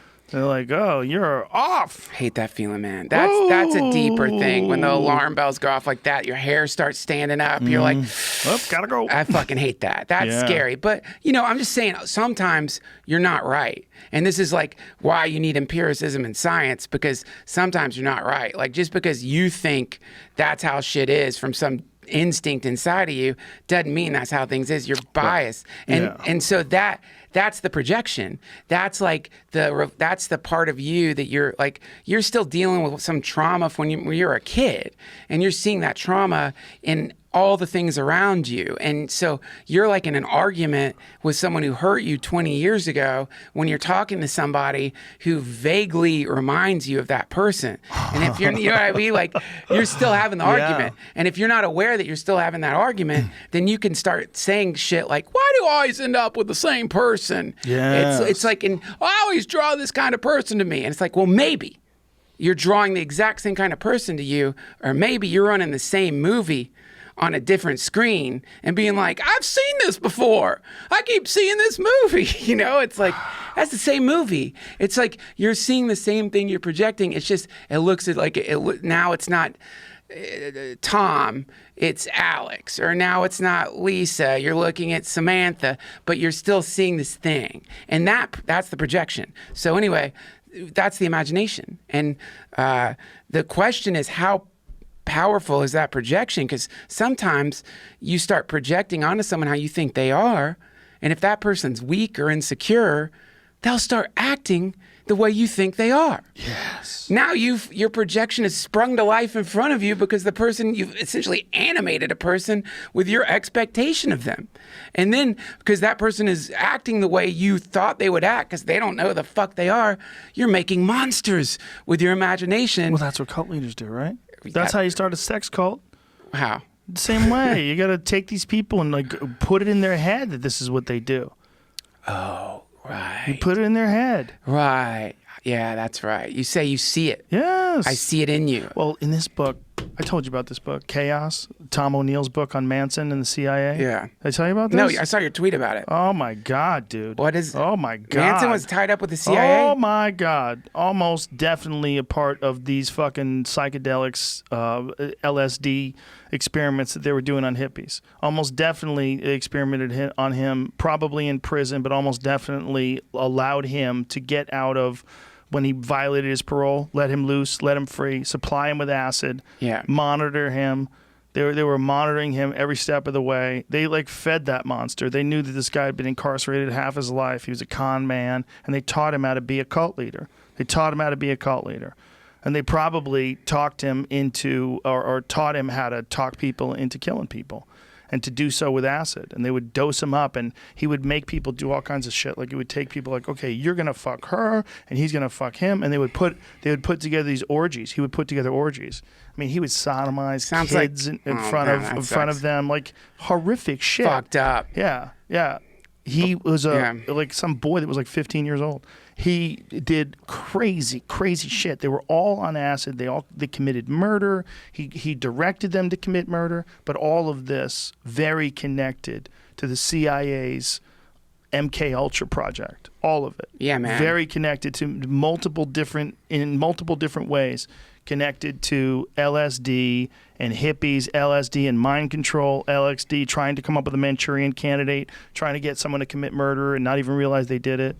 Also connected to Lee Harvey Oswald, because Jack Ruby was all fucked up on that program when he killed Lee Harvey Oswald, and afterwards went completely insane, was seen by the very same doctor that was running the clinic where Manson used to go. This guy who was a CIA doctor, was a psychologist or a psychiatrist dosing people up with LSD, running studies on prisoners, getting students to run studies, getting scientists to run studies.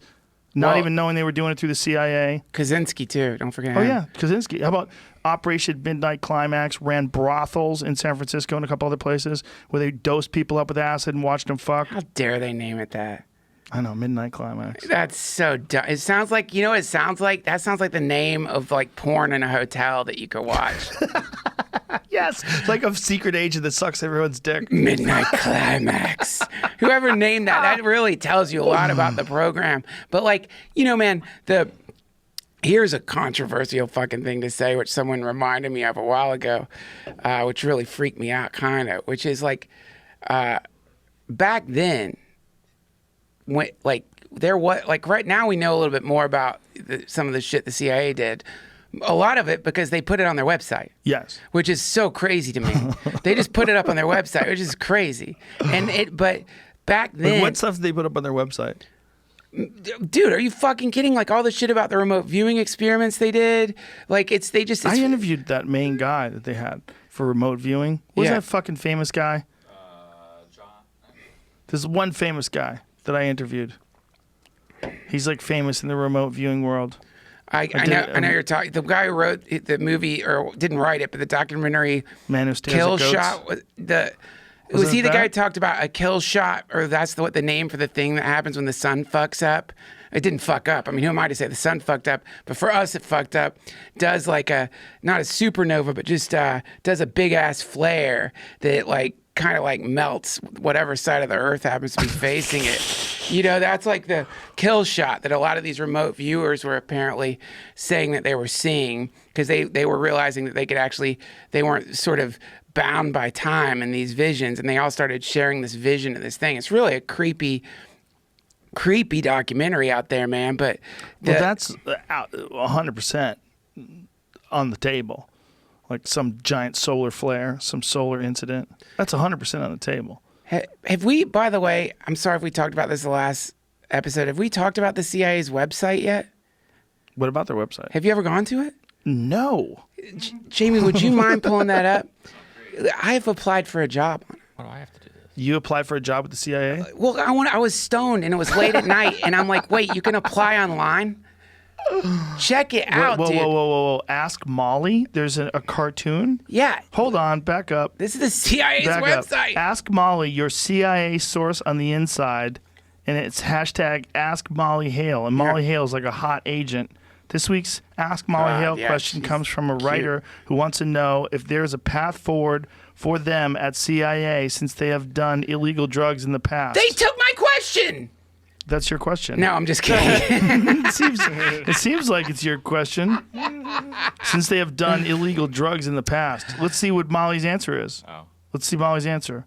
So it says, find Molly's answer. What does Molly say? Dear eager to serve. Let me be clear on this from the get-go. Having previously used illegal drugs does not immediately disqualify you from working at CIA. If working for CIA is your life's goal, and we certainly hope it is, there could be a path for you here.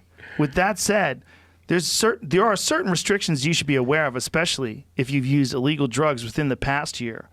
Generally speaking, to be eligible for CIA employment, applicants must not have used illegal drugs within the past 12 months. Ah, damn. Shit. This is, as with most things, a general rule by which to gauge your hireability. That's not a word, kids. Is that a typo? Only an applicant, but not only an applicant, but as the potential holder of a security clearance. It might seem a bit archaic, but consider the access to information we're giving its CIA employees. And consequences of granting access to the wrong person. How much access to information? Just read that real quick. It might seem a bit archaic, but consider the access to information we're giving at CIA employees. What access are you giving them? You're in a simulator. That's probably the first thing they say after you get hired. They're like, it's a simulator. We're just doing like what the programmer wants. It's like, I know you're going to freak out for 2 months. We're going to give you like a protocol of antidepressants because you can go nihilistic or absurdist when you realize you're just a string of code that's running, but you'll get over it. And then there's an egg. You can go, the thing reads your mind. It's kind of cool. We'll show you that later. Officers regularly handle classified information, which, if leaked, could spell disaster for national security and endanger the life of CIA officers. Yeah. This is my favorite word: assets and their family. Assets is one of my favorite words they use. We have an asset in Jerusalem. An asset. You got an asset. Yeah. Is it a person? You know a guy? Yeah, well, he's an asset. He's an asset. Yeah. He's a number? Like, what's an asset? An asset is like Friend. stocks. You got an asset? You got I got stock in Palestinians. I got some Palestinians I've saved up. Yeah. I've got some assets. Just some people you connected with. I connect with them. They're my assets. Yeah. Now, you may be wondering, that's all fine, Molly, but I live in a state where marijuana use was legalized under state law. So why would any of this really apply in my case? The short answer is, or would any of this really apply in my case? The short answer is yes. Marijuana remains illegal under federal law in every state.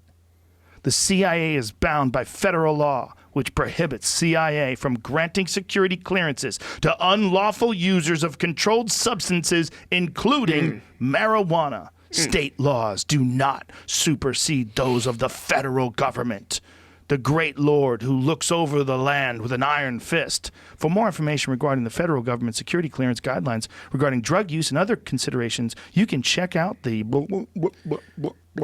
What if the next line was like, hey, what's up, Joe? That's cool you're showing this on your podcast. No! It's a simulation. But I do think, like, in there is they're also kind of saying, like, that being said, if you can set shit on fire with your mind or something when you're stoned, come talk to us. It's like, you know what I mean? They are saying, like, the other cool thing when you look at him applying for a job is it says, after you apply, don't tell anybody you apply for the job. We'll like approach you regarding the job, which is so fucking cool. You can't talk about it when you apply. And meanwhile, they're absolutely checking your phone. They're checking your. I applied and like I just leaned into the fact that like fuck it, they're gonna look at everything I do, and then also like imagining that at some point some CIA agent might come up to me like, hey. What's up, man? Hey, what's going on? Did you really want to be a bookkeeper at the Pentagon? No, I wanted to meet a CIA agent, dude. Hello. Because, I mean, you know, wouldn't you like to meet? I mean, I know one. You know a CIA agent? I've had him on the podcast multiple times. Mike Baker. He does a lot of consulting for TV shows and security stuff. So you are an is he working for them now? No, well... How would you know? He's a former CIA operative. What does that mean? Do you really think they ever stop talking to each other? No. No. He does security clearance stuff and security stuff. He's got has a security company. Did he... What? So wait. So this guy, did you ask him about the Manson shit? No, I just found out about this shit really recently. Fitzsimmons told me about this guy. Tom O'Neill was his neighbor for like 20 years. He was neighbors with Greg, and Greg, the whole time, he was doing this book while Greg was friends with him. Right. It took him 20 years to write this book. Started out as an article for Premiere Magazine, and then as he started uncovering all these inconsistencies with the trial, he realized that there was kind of a bullshit trial, and that the prosecuting attorney, like everybody had, there was deals that everybody had made to have a specific narrative go through, and Susan Atkins, one of the people from the Manson family that was on trial, her her fucking defense attorney was like a former prosecuting attorney that had worked with Vincent Bugliosi and all these other people before. They were all buddies. Wow. And they signed him to her to take over for her state-appointed attorney. This guy took over, and like they followed directions. Like everybody followed directions. And as he was going deeper and deeper into this story, he realized like there was a lot of crazy shit that was going on. That first of all, Manson for sure was let out of jail multiple times when he shouldn't have been. When he was violating parole, Oh man. he was let out of jail repeatedly for crazy shit like theft and and they were monitoring these people. They knew where they were staying. They knew the ranch, the Spawn Ranch, where they were staying at. They never did anything. They let them go whenever they were in trouble. Ugh. And most likely got him the fucking LSD. Have you looked up the Finders cult yet? What is that one? I shouldn't even brought it up. I'm not even doing a good job with this. That last description, because I didn't think I was going to talk about it. But this thing blew my mind. Like, you got to listen to this audiobook. Listen to the audiobook, Okay. or maybe just listen to some of the podcasts and you'll get sucked in. This guy was obsessed with this for 20 years. It's all he thought of. It's all he did. It was his life's work. Okay, you had the CIA agent you had on. He's cool, right? He seems like a good guy. Is he your friend? I like the guy. So, and you know what's so bizarre? And like, I don't even want to say it, but I think it's like, because you say it and then people see you say it and they're like, see, you're all in the CIA. But something I was bitching to Rick Doblin about on a podcast, and I was like doing this thing I used to do when I was younger, which is like trying to create a all evil, all good binary regarding people who work like in the CIA or people who work in even the DEA or whatever. That thing you do when you're like, when you're being lazy in your way of thinking, right? Being binary. And right. and Doblin, one of the things he said to me that I've always kept with me is he's like, there's people like us, like all the way to the top. There's people who like look at drug laws right now. And do people from the CIA listen to this podcast? Right. Yeah, I know that, of that. Right. So it's like I mean, FBI. Yeah. Listen to this podcast. That's what I'm saying, man. Is like the thing that's somewhat annoying in the sense that it requires nuance rather than like a heavy-handed. They're all evil. Is some of the people in there are really like 100% trying to keep at least people here from getting blown the fuck up. Yes. And and like they're not like oh God, let's find another Manson. Oh, we gotta Exactly. But exactly. I went and got this tour of actually JPL, the place Parsons was at, man, and like I think it was BP or Shell or some like oil company that I had like. Just generally, we all look at the oil companies and think they're all the worst. While you're driving in your car, you'll be like, these fucking oil companies. But like they were working on some kind of new solar panel technology. It was like Shell or I don't remember which fucking company it was. I remember saying to the guy like, this technology, if it works, doesn't this destroy the oil industry? Like, don't they know they're working on a technology that's going to make the thing they make money selling and buying irrelevant? And he's like, oh, no, these companies are so big that there's departments within departments within departments. And that's where it gets fucking crazy about the CIA. Yeah. Which is like, the people in the CIA don't know, obviously, all the people in the CIA. Exactly. That's your security clearance. And the question is, how deep does that basement go, man, under the CIA? But here's also the question. Yeah. How are you going to find out what happens when people take LSD without giving people LSD and studying them? Ready, go. You're not. So if you're in 1953, okay, and you're finding out about LSD, and people are taking LSD at parties, and people are taking LSD at concerts, and you start realizing the ramifications of a society in 1964 that's all taking LSD, and you see this hippie movement, you're going to run some studies. So then you're going to give people the ability to test people without their knowledge. You don't know how crazy that guy is, what kind of a sociopath that guy is, and he's going to run tests on people without their knowledge and give them LSD. And then there's going to be people that say, hey, we want to infiltrate all these anti-war groups. We want to infiltrate the Black Panthers. We want to infiltrate these hippies. Yeah. How can we do that? Well, here's how we do that. We take this guy.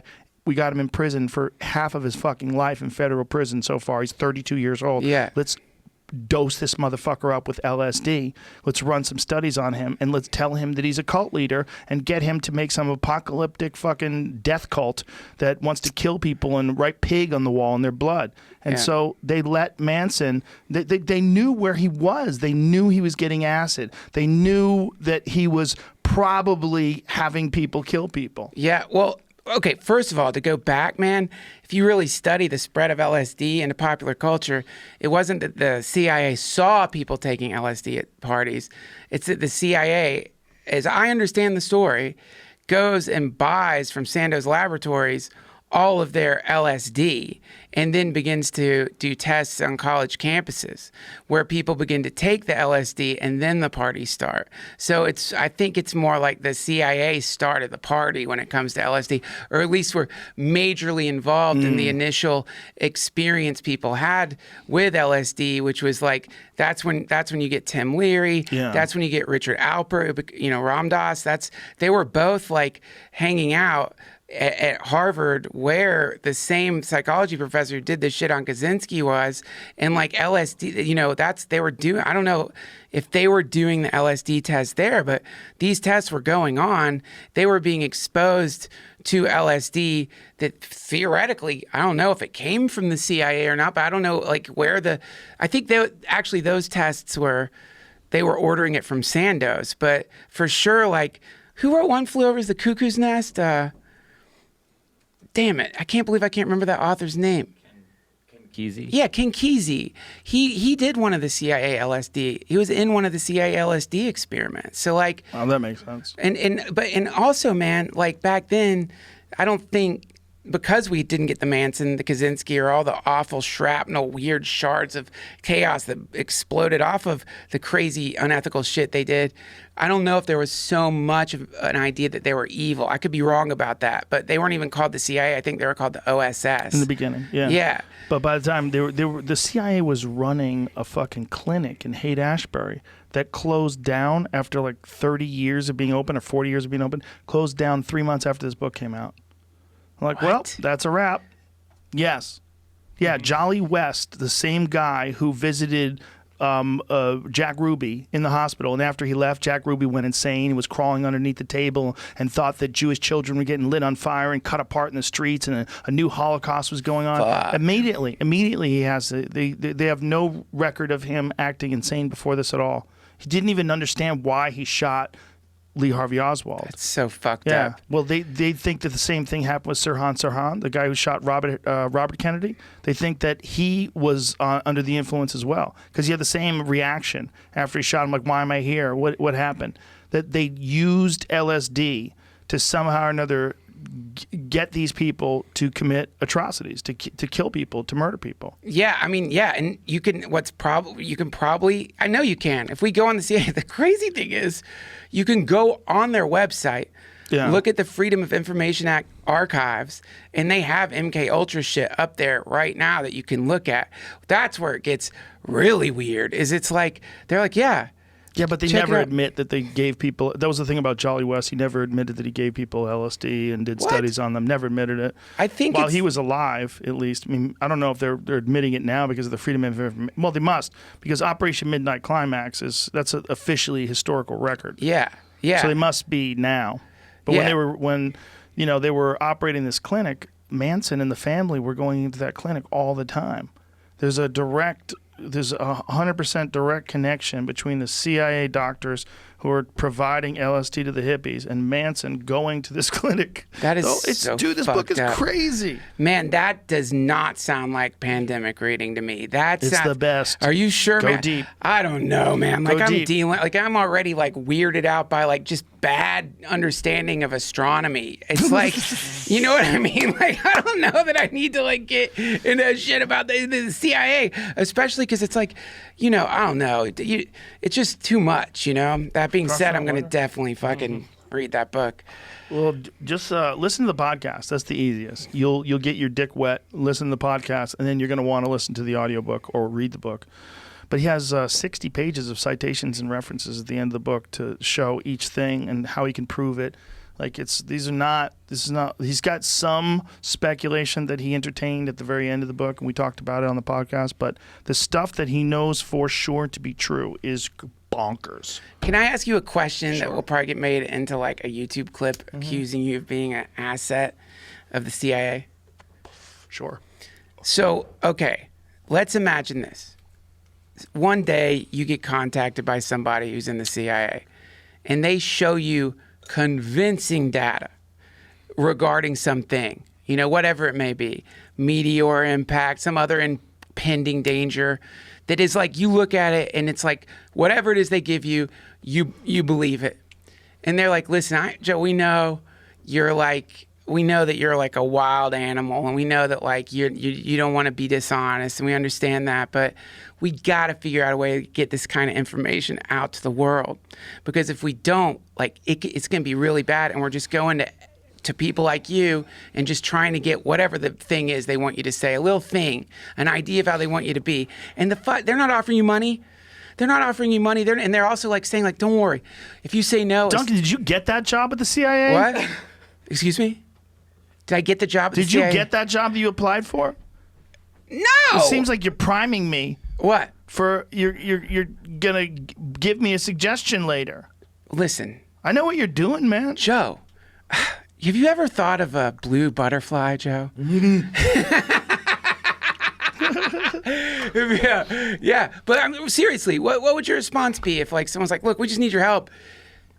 Listen, I think Central Intelligence Agency, I think FBI, I think the DEA, I think they're all necessary.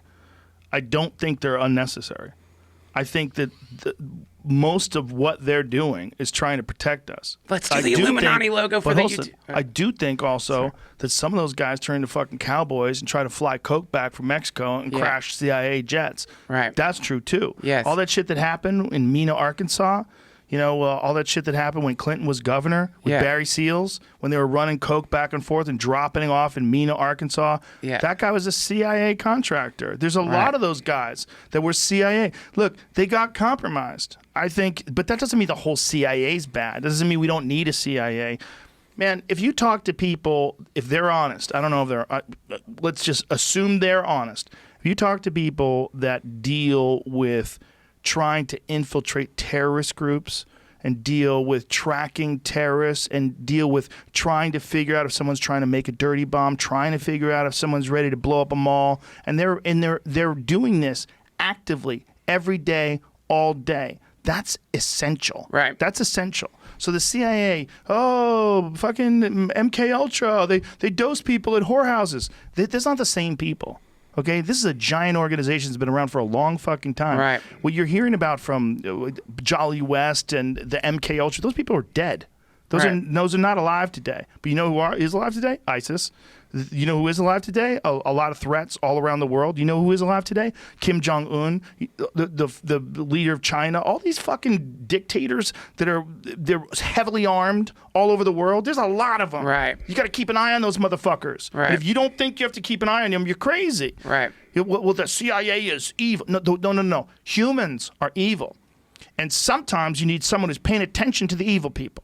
Right. Yeah, that's what you need. Now, does that mean that they're not going to stray across the lines of what is correct and good and fair and start spying on regular people too? No, it doesn't mean that. Right. It means that shit needs to be curbed. That shit's un-American, right? But if you think someone might be a terrorist, like you should be able to find out before they blow up a fucking school. Totally. Right? 100%. 100%. So the question is, how good are these people at walking that line? Turns out pretty fucking good. There's a bunch of shit that's happened over time, but also they've gotten intel on all these different terrorists and all these different fucking terrible situations all over the world and probably saved a lot of people. Right. Like, it's not perfect. But nothing's perfect. There's not a fucking thing that's perfect. Whether it's the fucking post office or police officers or fire department or doctors, no one's perfect. Right. Including the CIA, including the FBI, including the Army, the Navy. There's going to be problems. Right. But overall, they're trying to protect, I would imagine, if I had to ask, like, what are you guys here for? To make sure the shit doesn't hit the fan. Pay attention to the shit. Pay attention. Do some of them branch out into coke business? Yes. I'm sure some of them sell course. coke. I'm sure there's someone for the federal government that's selling guns to a bad guy right now. I'm sure. I'm sure. So people are people. If you got Right. 1 million people, you're going to get 30 bad ones or whatever the fuck the number is. It's just part of life. Yeah. Look, I mean, You're a CIA apologist. I set you up. Yeah. I don't believe a word of what I just said. Come on, man. You What about son my of a bonus? bitch. You took that job. Come on, man. You know I took get a the big job. bonus for I don't. Yeah, You're wearing a wire, bro.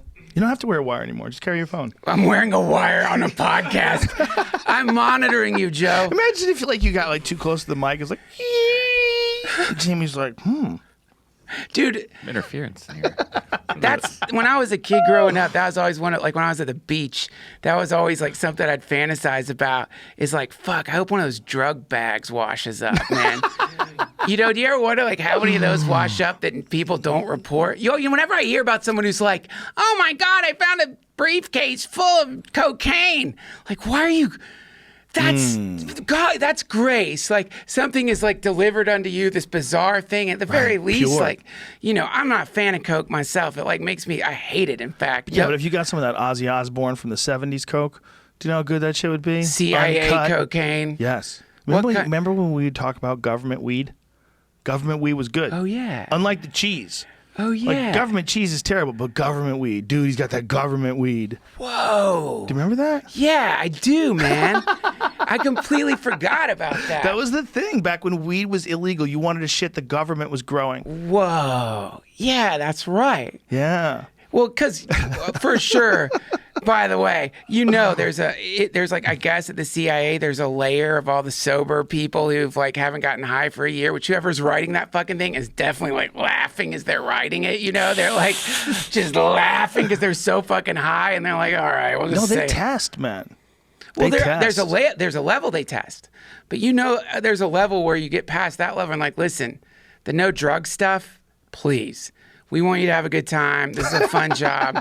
Like we know that you can handle your shit. We just have to do that level below you because otherwise, the last thing you need is another fucking Manson. You know what I always think about when I think of someone infiltrating a terrorist group? What? That scene in Team America, World Police, where the actor has the fucking terrible outfit on. Oh, And we yeah. need actors to save the world. Did you remember? Yeah, dude.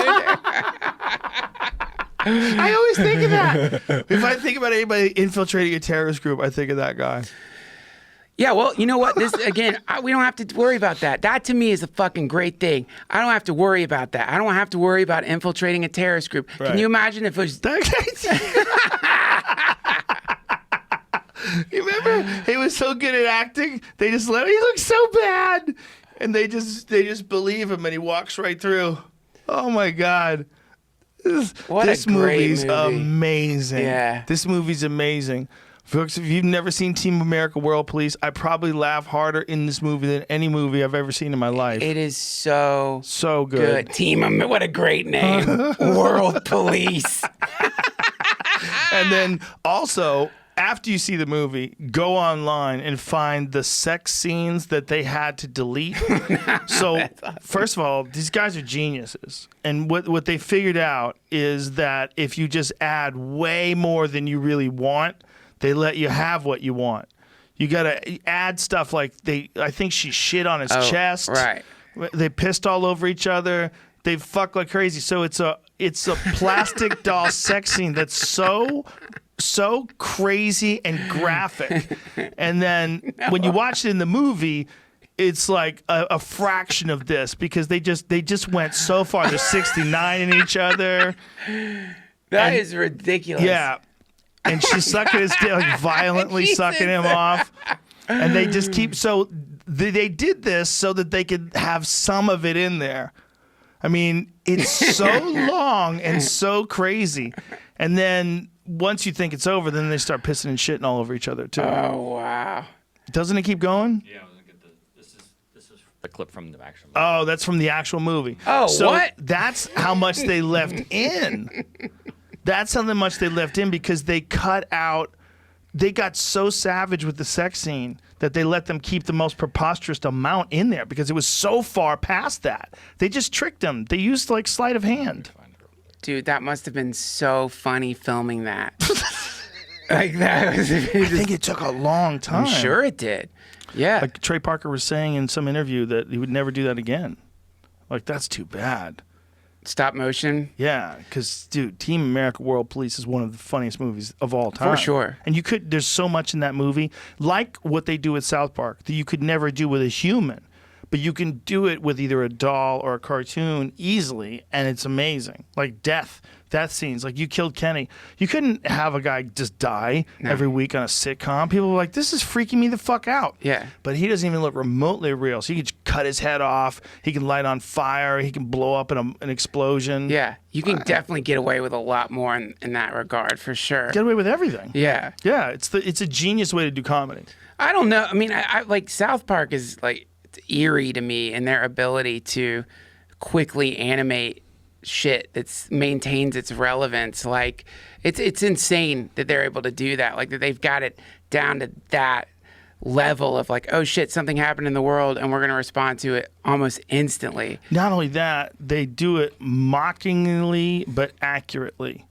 Like they figure out how to ride that line. And what are you laughing at? I just saw a scene I've never seen before from it. I'm looking for the deleted Let's scene. see it.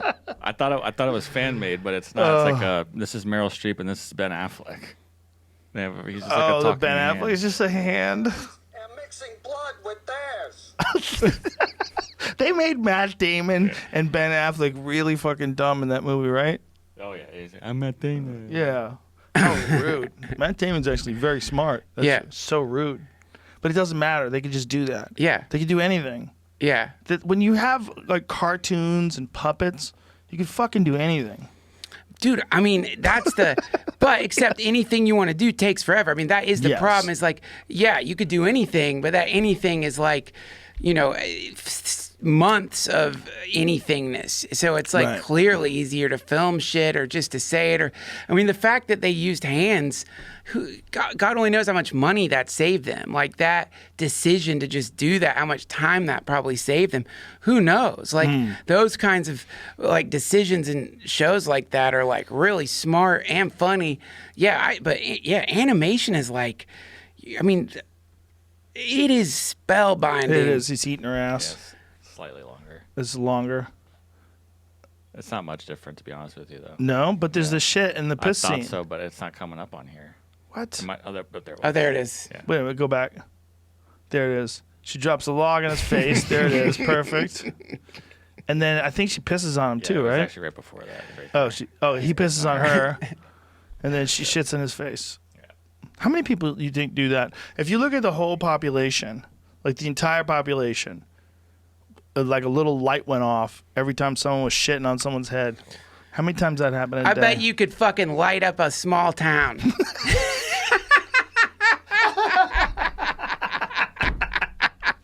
Now, it's mostly the girls shitting on the guy's head, right? Would you imagine most of it is like a guy wanting a girl to shit on his head? Mostly. Dominatrix. 100%. I mean, look up. If you look, have you looked, not Isn't shit. this interesting though? What I was going to say is I don't feel bad at all about that. Like, I don't feel like he's getting shit on. I feel like he wanted to get shit on and he got shit on. So I'm not mad at her at all. But if Right. a guy was just, my thing is like shit on women's heads, I'd be like, that guy's a piece of garbage. What the fuck, man? Why are you doing that? And the girls, they just look, they want $1,000. He wants a shit on their head. They make a deal. And he just shits on people's heads. I would feel like that guy's disgusting. But the girl who shit on the guy's head, obviously the guy wanted it. It's easier to think a guy wants to get his head shit on than a girl. It's not. Yeah. Like a guy, like if you told me, hey, you know that guy that used to be on that sitcom? He pays girls to shit on his head. I'd be like, okay, that makes sense. Dude, I know how much it costs. I'm just kidding. There's probably a market for it, right? Like, Depends on how good you want her English to be. yeah, there's Just some giant German lady who comes over and just dumps on your head. There's probably negotiation. Like, there's probably a dude who's actually had the conversation. He's like, really? Like $2,000? Like, are you kidding? Like, I never pay more than $1,200 for someone to shit on my head. Maybe they'll give a little extra if they're allowed to pick your diet. I want you to only eat Indian food, Oh God. just yeah. curry. Yeah. I want to smell the curry when you shit in my face. Have you seen those? Have you seen those videos, the fetish videos of people who like to look at videos of people getting stuck in mud? Do you know about that fetish? No. Have you heard about that? Oh, dude, it's like, I don't know. Can we show it without? Look up YouTube people stuck in mud. People are into people that get stuck in the mud. Yeah, it's like a fetish. Like it's like, and there's all these my videos God. of people like, if you found, I mean, like, So the humans are stuck in mud, like walking, and then someone comes along and fucks their mouth or something. well, no, it's just someone stuck in mud. Like at first you look at it and it looks like, why did that dude just throw himself in that swampy mud? And then he gets out of the mud, or they'll start just like wiggling around in the mud, and like, yeah, it's Oh my God. crazy. Okay. I found something, but it's not. It could be an Let me see. evolution of car stuck girls, but maybe not. Car stuck like girls? girls that are stuck with their car, like they need help, and then Oh, it's like a evolved to, porn? someone needs help, and they're in a helpless position. I don't know. That's always in a movie, right? The guy's waiting in the bushes with a gun, and the girl's standing there with her hood up, and the guy runs out. Hey, give me your keys. Yeah. It's on YouTube. Yeah, I just Oh, sorry, found a man. YouTube link. I thought you were looking in like unavailable. porn. I don't even know if it's on porn. I typed in stuck in mud fetish videos, and then there's a lot of like car forums, like what's up with all these girls getting stuck in the mud? Like, what the fuck's Now, happening? are they getting stuck in the mud with their legs? No, it's like their Automobile. yeah, like a BMW Oh. getting No, stuck. the one I've seen is primarily dudes. Like, it's like, Oh, guys get stuck in the mud, and then other guys come out no, and there's help no them? other guy. It's just like a guy, like, you know, the La Brea Tar Pits? Yes. It's just that, but with a guy with guy- abs. oh my Who's God. like, he's they're not yelling. They're just like, you know, like, they're just stuck in mud. Weird. Yeah, yeah. People are so strange. That fetish is a really interesting one. But I think you're kind of lucky if that's your fetish. Yeah. There's a lot of mud out there, man. It's like that's a It good doesn't seem like you're fetish. hurting anybody. Yeah. No, unless you No. pay someone to go get stuck in mud and like they like sink down into quicksand or something. Well, do you think that the people that are they fantasizing about themselves being stuck in mud? Don't know. I don't know. Right. It's open interpretation. It could be they're just really into watching hot guys that get stuck. Someone's filming it. And they jerk off while they're, you fucking loser. Can't look get at out of him. that mud, you Look at that fucking beautiful loser. mud. Yeah. Beautiful. There you go. Is the That's girl one. stuck? I don't know if this is one. It says 130,000 views, and it says what you said. Blonde girl gets stuck in very sticky mud. Yeah, but you notice like it's not like they're trying to get out. That's at Can I first just you're be honest? She looks like the kind of girl that would just give up. Like, I don't even think she's that stuck. Like, come on. You're not that stuck. I'm fucking stuck. I can't. See- Just done. yeah, I'm just done. yeah. How much did they pay her to do this? $50? I don't know. How much do they have to pay you? How much do they pay me for my mud No. videos? If you wanted to do a mud video, if they wanted you to do a mud video like that. Free.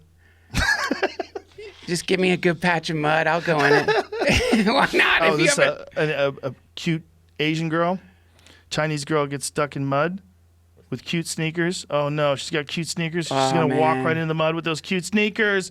Honey, those are valuable. yeah. What are you doing? These are great, Jamie. I haven't seen any of these. Like I'm an So expert. weird, These are man. new. They're so weird. Yeah, it's a very strange fetish. I don't know if it's like There's a whole playlist. maybe Oh, it's like an Jesus. ASMR thing or something. Maybe Yeah. maybe it's not even like sexual. It's just something in it. It's like relaxing. Dude, she took her shoes off. It's sexual. Yeah, that's true. Look, she's got her feet. She's moving around, getting all squirrely. You're a dirty girl with your dirty feet. Dirty feet in the Yeah. mud. Look at her. She's getting down that dirt. She's lost a sock. Yeah, this is weird. Weird, man. Imagine this is your whole life. And you go on the forums and you Yeah, talk that- about, you guys got that'd any be- new squishy feet in the mud videos? Yeah, that'd be really weird, Joe. So, Jamie, let's pull up something about the news. I mean, again, why? Here's a real question. Here's a weird question. Why is that so strange? But like someone who collects stamps, that's normal. Right. Some guy who loves, this There's guy's your he's answer. dressed up like a Nazi He's going all the way down. and he goes all the way to his fucking head Still smoking, too. He's like, in quicksand. Is he in quicksand? Is that what that is? Yeah, this is a whole playlist of mess, mud, and quicksand. You remember when people were terrified of quicksand and then it stopped being a thing? now this. There's a whole Radio Lab podcast about that. It's really interesting because you hear the podcast, you go, oh, yeah, I remember. Like people were scared of quicksand, and then all of Yeah. a sudden it went away. I forget what their reasoning is. Well, when we were kids, that was like one of the ways you could die. Yeah, it's It's quicksand. And sometimes you would, like, if you're out in the woods and there was a suspicious patch, you might even poke it with a stick Yes. because it's like, fuck, that was a whole trope in like old movies. Yeah. You know, like Tarzan stuck in the quicksand, or you're in the quicksand, then someone throws a vine that you pull yourself Yes, out. That's in like exactly. 80 different movies. Yeah. What are you supposed to do if you were in quicksand? You're supposed to treat it like it's water and swim, right? There's videos on No? it. Jamie says no. Go. Jamie, you a quicksand? No, there's videos on it. I was gonna say I've seen one So recently. if you What end are you up stuck supposed in to do? quicksand, the best thing to do is if your phone isn't fucked up, set it up to take a video and then send that video to ilovemudboys@gmail.com. It's my private email. I will come to you. Trust me, it seems like I won't get to you, but I will come After to I you. come on you, I'll get you I'll out of the pull mud. you out. Imagine that usually a thing. I think you fall backwards. You have a service, and your service is you get people out of the mud, and you give them $1,200, but you got to jerk off on their face while they're trying to get out of the mud. Yeah. You go out there with like big mud shoes, like snowshoes, but only for mud.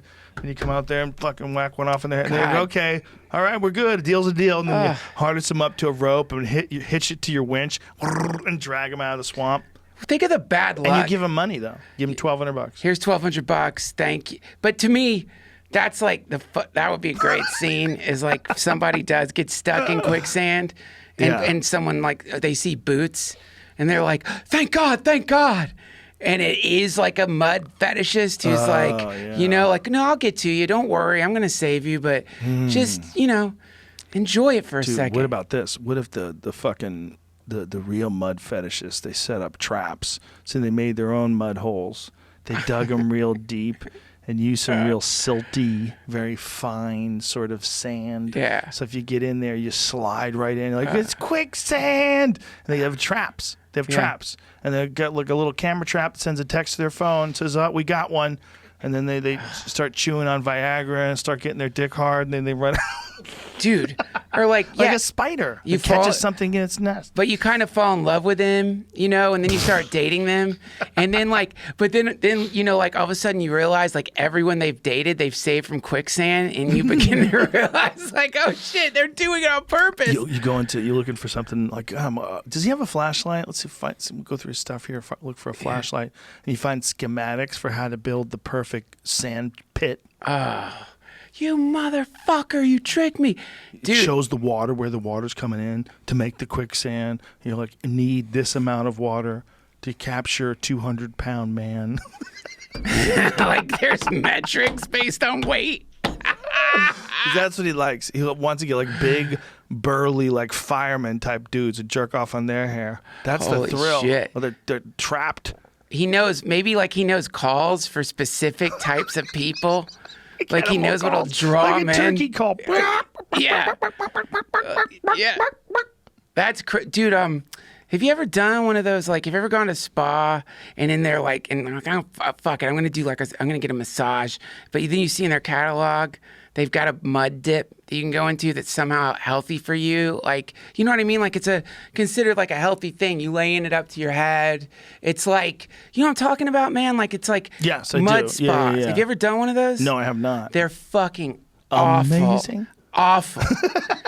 Dude, I went in there because, like, we, I was with I brought a girl, I was with my girlfriend at the spa, and they made it look all romantic and shit. It's like a couple's mud dip.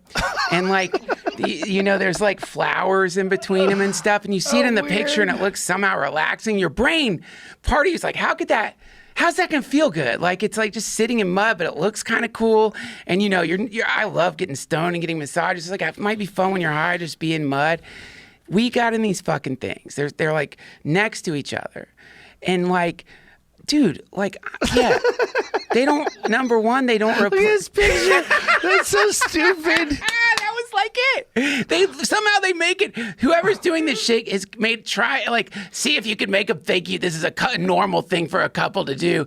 And then also you realize they don't change the mud. Oh! I'm pretty sure they don't refill Why the mud. would they? How would It's you? dirty. Yeah, yeah. It's dirty. Yeah. Oh my god. Yeah, yeah. So the culture that came out of some dude's balls is all like mingling with your cultures, and it's like breeding in the mud. Yeah, What? exactly, dude. And not only that, but like the ones that we were in, I don't know if they had heated it wrong or whatever, but anytime my ass touched like close to the bottom, it was burning my ass. So it was like so the heater in the bottom. the heater in the bottom was like burning my ass. So I was having to do like this, I don't know what you call it, like arch my back Like in the doing mud. dips. Yeah, I was like doing dips in the mud. And then it's fucking hot as fuck. So like my heart like starts racing. Also, I was pretty high, but like my heart's like fucking. My ass is like getting incinerated by this thing. And oh like, my god! and You then- went to a janky place. I'm Janky mud bath place. not gonna argue. That's actually the name of the place. Janky's Mud Bath Place. Where does the expression janky come from? Like a janky, like a shitty, a clunky version. That one might be racist. Got to be careful. That one might be one of them secret racist words you didn't know was racist. Oh, fuck. You've been saying janky, and they're like, well, let me bring you back to man. the genocide of the Iguam people. And Jesus, What? I wouldn't be surprised. Huh? What is the etymology Janky? of janky? No idea. That's why I asked. Are you sure you don't know, Joe? I definitely don't know. I'm 100% innocent. What do we got? He just dies. I just want to make sure that I'm not stepping over any boundaries by using janky, because I want to be a good ally. It's probably not connected to anything. It just sounds like a word. It sounds like a bad word. I think it was close to junky. Oh, there you And go. I switched to janky. I'm trying to read through this quickly. That Well, makes that sense. that does offend me. I don't like the term junkie. Janky's good.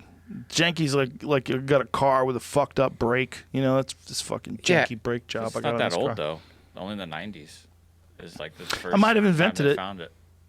No, Maybe if I did. Since Janky. it's African American slang from the 90s. There, that makes sense. That makes sense. Earliest citations in the 90s. Yeah. Yeah. So, Who wrote that?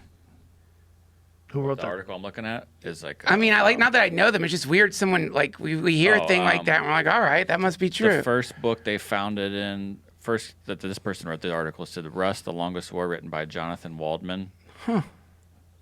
By the way, I'm very much kidding. don't If it wasn't clear, I don't really think I made that word up. I was Yeah, I joking. can't find another one. It's amazing how attuned you get to like comments that like your brain is like you're making. I just don't want anybody to really. I was thinking that like that could be misinterpreted. That's my word. I created it. What's another great word that they don't use anymore that I started using recently? Oh, fresh. I started using fresh lately. Like that looks fresh. Oh, And I still say it like it. that. I don't say it with a normal voice. Fresh. So it's like that looks fresh. No, you don't. Yes, I do. When things look good, Fresh. fresh. Things looking fresh. Oh, you get like yeah, I hear it in the back. It gets like Looks a little fresh. vibrato there. Fresh. It's a good word. It's a good word. We need more beautiful adjectives for cool shit.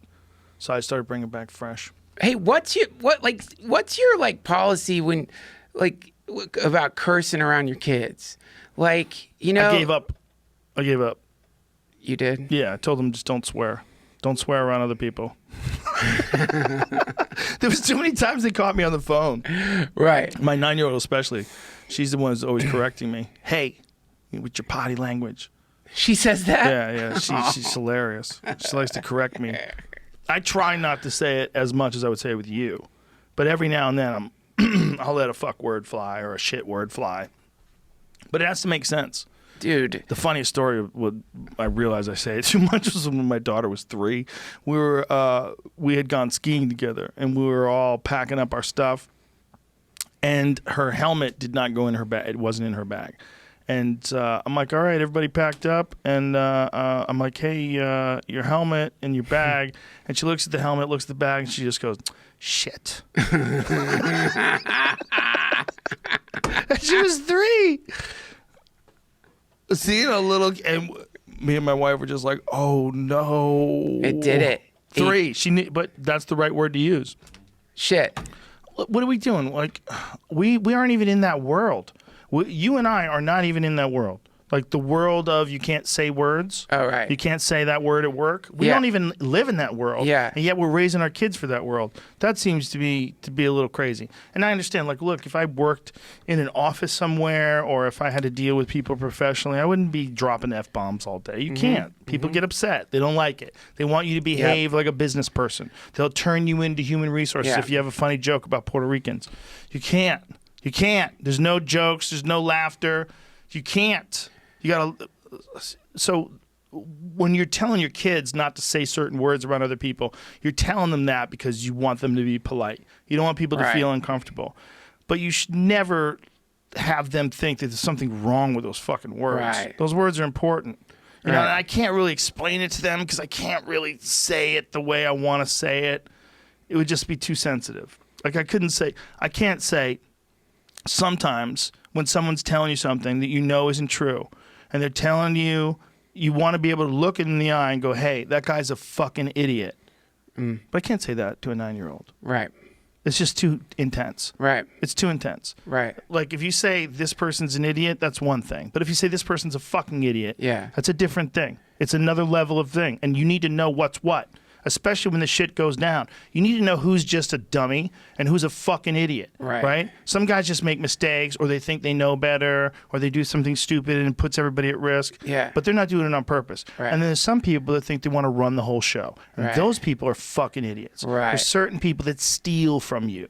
They'll break in your house when they know you're not home. Yeah. Those people are fucking idiots. Right. I know what you mean. Yeah. There's a different level. And if we don't use the right words, then what are we doing? We're going to limit a kid's ability to express themselves? Right.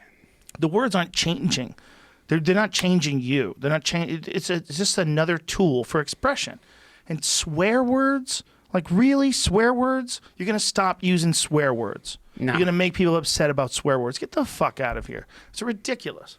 Yeah, no. I know, man. I just like, I get it. I that's like kind of my wife and I have decided that, and like some of my friends or parents have also said, just teach them not to say those words. Just teach them to be nice. When the right time to say those words is. It's just like listening to like, I don't know, like this morning I put on for no reason like 10 crack commandments, and like then like my son was in the other room and like he comes walking in like he's just learning to dance, and then I pick him up, he's laughing and we're dancing, and then I'm like, oh fuck, we're dancing to the 10 crack commandments right now. Like he doesn't know what's being said, but you know what I mean? It's like fuck, I don't know if I even though he doesn't, even the fact he probably hopefully doesn't understand, at least hopefully does it. I still like, I don't know, it's like you're saying, it's too much. The energy's too intense. It's too. Yeah, it's very aggressive. Yeah. Yeah, there's you know, you want to shelter them a little bit from the most dark shit. Like you don't want to show your kid some murder movie, like the opening scene of Saving Private Ryan when they're 4. You don't want to say, sit down. No. This is what happens when people go to war. This is the closest that we have that represents what war is like. Ready? Seeing people's guts hanging out and legs blown off. Yeah. You're not going to show that to a 4-year-old. Never. All right. Me neither. That's what it seems like if I act like I act with my friends around little kids. So I pull it in a lot. But occasionally I'll say a shit. Sure. Or something. But I don't. I just try to. There's words that I don't want to lose. Like the only reason why I think a lot of like these swear words, like the F word or the shit word or whatever, if you're at work and you can't say those, like why not? Like what is that? What kind of job is that? Like what are we? We're all the grown-ups now. Remember when we were children, we thought that there was a system that was put in place by enlightened beings, and these enlightened beings knew, the adults, they knew better. We resisted, but we thought they eventually were correct. Yes. And then you get to be a certain age, you're like, oh, that's nonsense. There's no adults. There's just people that got older. Right? There's just people. So as people, that you have to limit your language. The only thing that's good is when someone who you don't expect to says, get the fuck out of here. When they say it's even better. Yeah. Right? Yeah, like sure. A woman that you would think would be like very reserved, very professional. And she's like, that chick's a cunt. Like, you're like, no! Yeah. I love that when you realize someone you thought was a square is not only not a square, but like a million times more out there than you are. But they're like They're trapped. Or they're in camo. They just have like figured out a way to like not reveal to you or to the world that, because they like have understood it's a little easier if people don't realize that unless you're around cool people. Those are the best moments when that window opens up and you realize, oh fuck, man, I'm such a dope. I had you completely pegged as something that you're not at all. And those are really like, whoa, fuck, what's that cough? It's not real. It's a marijuana cough. I know, man. I'm a hypochondriac, Joe, with allergies. Everybody is now. I have allergies. I have seasonal allergies.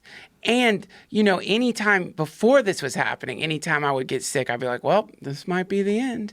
And now, like, all of us who are like that, we're like, it's really intense, man, because, like, any demonstration, you know, my birthday was the other day. We got, like, you know, they deliver booze in L.A. now. Like, they'll deliver mixed drinks to you now. They probably deliver bullets. You can probably get bullets brought to your door now.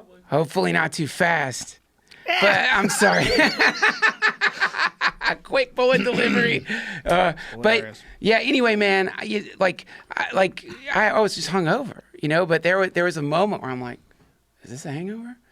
Or is this like, what's this headache? And you know, to me, that's the part of this thing that's, you know, I haven't seen it get acknowledged that much, is like just the psychological pressure of what's going on. Like the way it's gotta be, like, you know, just psychologically, like think of all the people you and I know who are already teetering at the very edge of sanity. And like, imagine them alone in an apartment for a month with like the news telling them that we don't know when we can let you out. Like, whoa, how many people are like really losing their shit? And like, I'm not losing my shit, but at least a couple of times a day, I'll have a real claustrophobic moment. Like, I can't explain it. It's like I don't know if it's a panic attack. It's not. It's just like this sense of like, oh, this fucking sucks. I don't want to drive by Trader Joe's and see people wearing face masks with 6 feet in between each of them and the fucking weirdness of it all. People are driving weird right now. And it's just like, what the fuck? People are driving weird. Yeah. Real aggressive. Yeah, man. That, you know, I don't think are acknowledging the fact that, and they need to, that if you're feeling a little off right now, that's normal. Like, you probably should acknowledge that, you know, or at least like, otherwise people are going to start thinking they're really going nuts when it's like, no, you just have some kind of like, probably a new mental illness there'll probably be a new name for a COVID related mental illness, you know, like pandemic associated claustrophobia syndrome or some shit like that, you know, some like thing that is a new thing because we've never had to do this before. Of course, 100%. Yeah. I mean, do you know how many people are going to get sued for this? Do you know, I mean, how many people are going to sue the government for the close downs? You know how many people are going to go crazy? And how many businesses are going to be lost? How many lives are turned upside down? You know how many people? Fuck, man. Divorces. Oh, my God. So many. Yeah. Dude, so many. You know, people forced into these high-pressure situations that they didn't anticipate. And then some people falling apart. People with drug problems that accelerate because they need a relief. They get anxiety from all this. Yeah, man. And we're just beginning it, man. I mean, it's just we're still 3 weeks away from at least here with this state is going to open up, right? May 15th. Yeah. But what do you think is going to happen in Georgia? Do you think when they open Georgia back up, you're going to get like another series of people that have it? Or do you think it's going to be? What do you think? If you had to guess. Man, that's the problem. I have no data. All the data sources some of them are so very different, it seems like. Yeah. That it's like, you know, you have people who've won Nobel Prizes, you know, saying what they think it is, and then you have other people who are doctors saying what they think it is, and those things don't quite match to the point where it comes down to, it's not like what I think's going to happen, it's what I hope is going to happen, which is like that not only that the curve keeps flattening, maybe not necessarily because maybe because it's mutating, maybe because herd immunity, maybe because, you know, I don't know who to believe. You turn on Fox News, you see one story. You turn on CNN, you see the other story. You go on the internet, it's a fucking meteor meteor that's going to hit. You go, it depends on who you're talking to. And 5G, a variety of things, a low-level bioweapon that's being combined with a horrific, like, powerful psyops operation. Who the fuck knows, Joe? We don't know. So it's like that to me is the real unnerving quality of this outside of worrying. Like, if you go outside, like, every time you cough, I'm like, motherfuck, I should have worn my mask. I'm doomed when my wife sees it. She's gonna fucking kill my ass. But like that, just those moments that would normally just go completely unnoticed. I like those to me, that new reality. They get highlighted. Yeah. And brother, that is like, that's another form of virus. It's fear, right. And it's paranoia, and it's like it's a meme that spreads. So and it changes your outlook. It changes the way you interact with life. Yeah, 'cause it changes your outlook, and it changes the actual course of your life. Like you'll be operating with fear and operating with anxiety, and everyone's thrust into that without anything bad that they've done, for no fault of their own. Right. They're thrust into the situation where even though they've worked really hard, they've been really disciplined, they've done the right thing, they've been conservative, they take care of their health, all the checks, everything. But still, all of a sudden work goes away. Yeah. For everybody. Yeah. Nobody did anything wrong. So everybody's thrust into this situation. It's really the ultimate haves and have-nots moment. And it's for what's really interesting is like right when Bernie Sanders just stepped out of the race. Like this is the example of why we need some sort of comprehensive plan for everybody if everything goes wrong. Yeah, man. This is right here. Like the idea that capitalism moves the world, yes, it does. I mean, it seems to motivate most of what we do. But the idea that there's not more that we can do for the people of the community, of the United States of America as a community. Right. There's that healthcare and education and stop people from being robbed.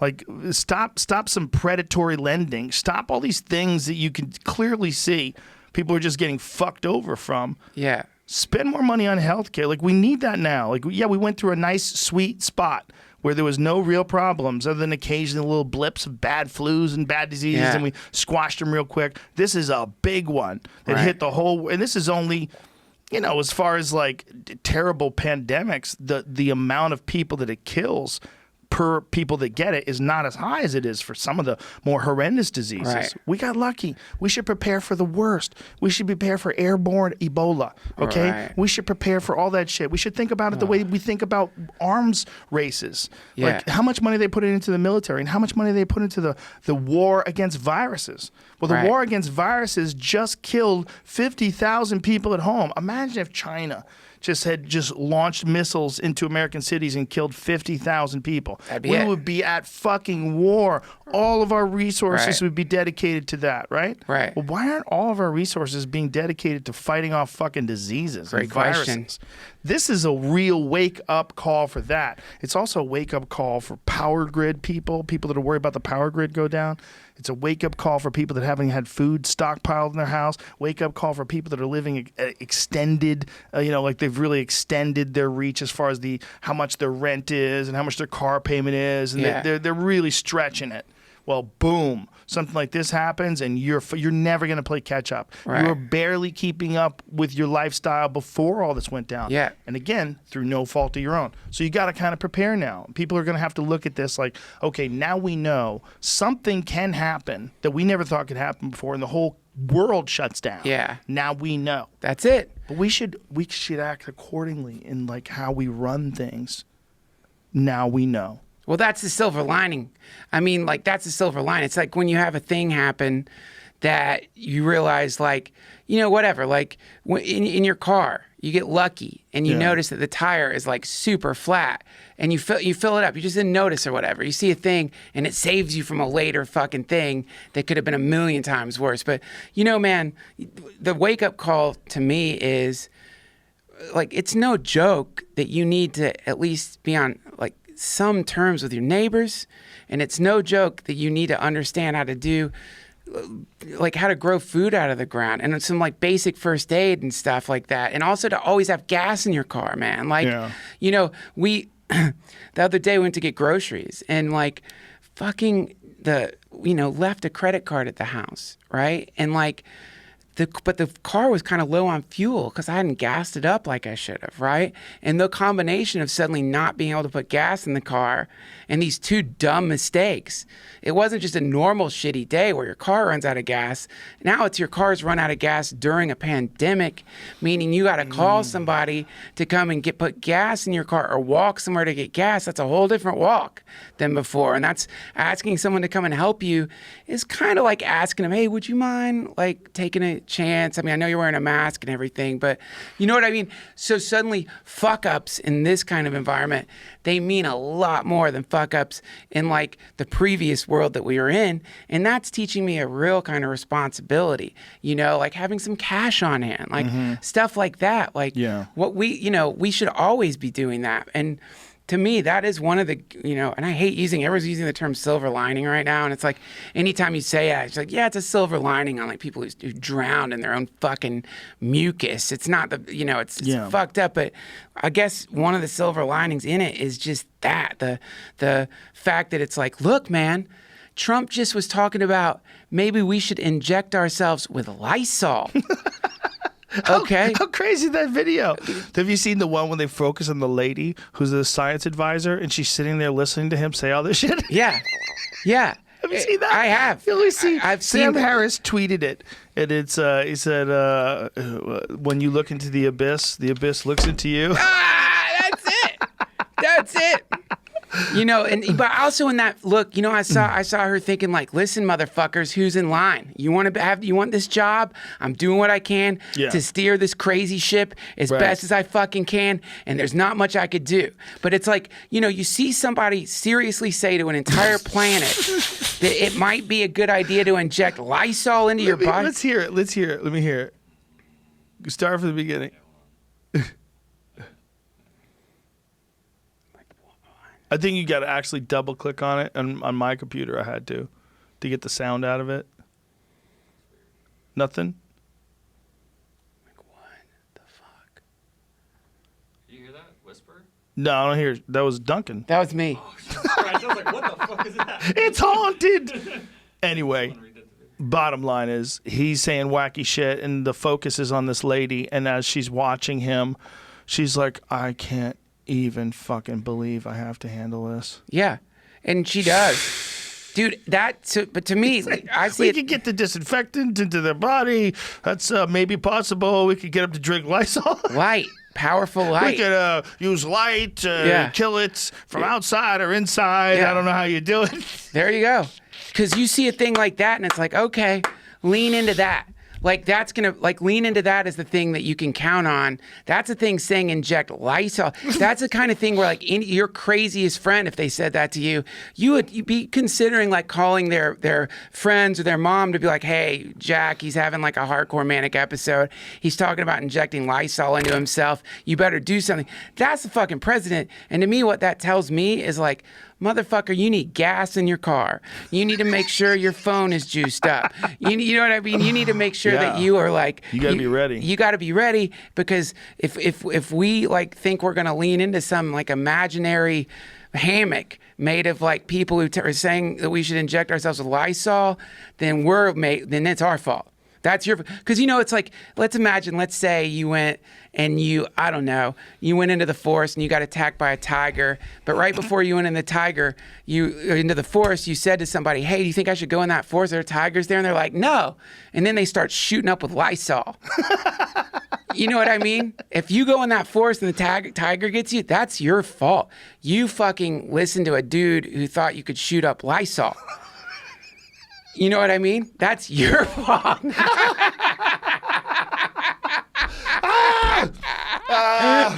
Imagine, what was he thinking while he was saying that? He's probably like, there's got to be an intelligent way to get out of this fucking subject that I've already started, and I'm already coming up with perhaps, for instance, maybe you could. So, supposing we hit the body with a tremendous, whether it's ultraviolet or just very powerful light.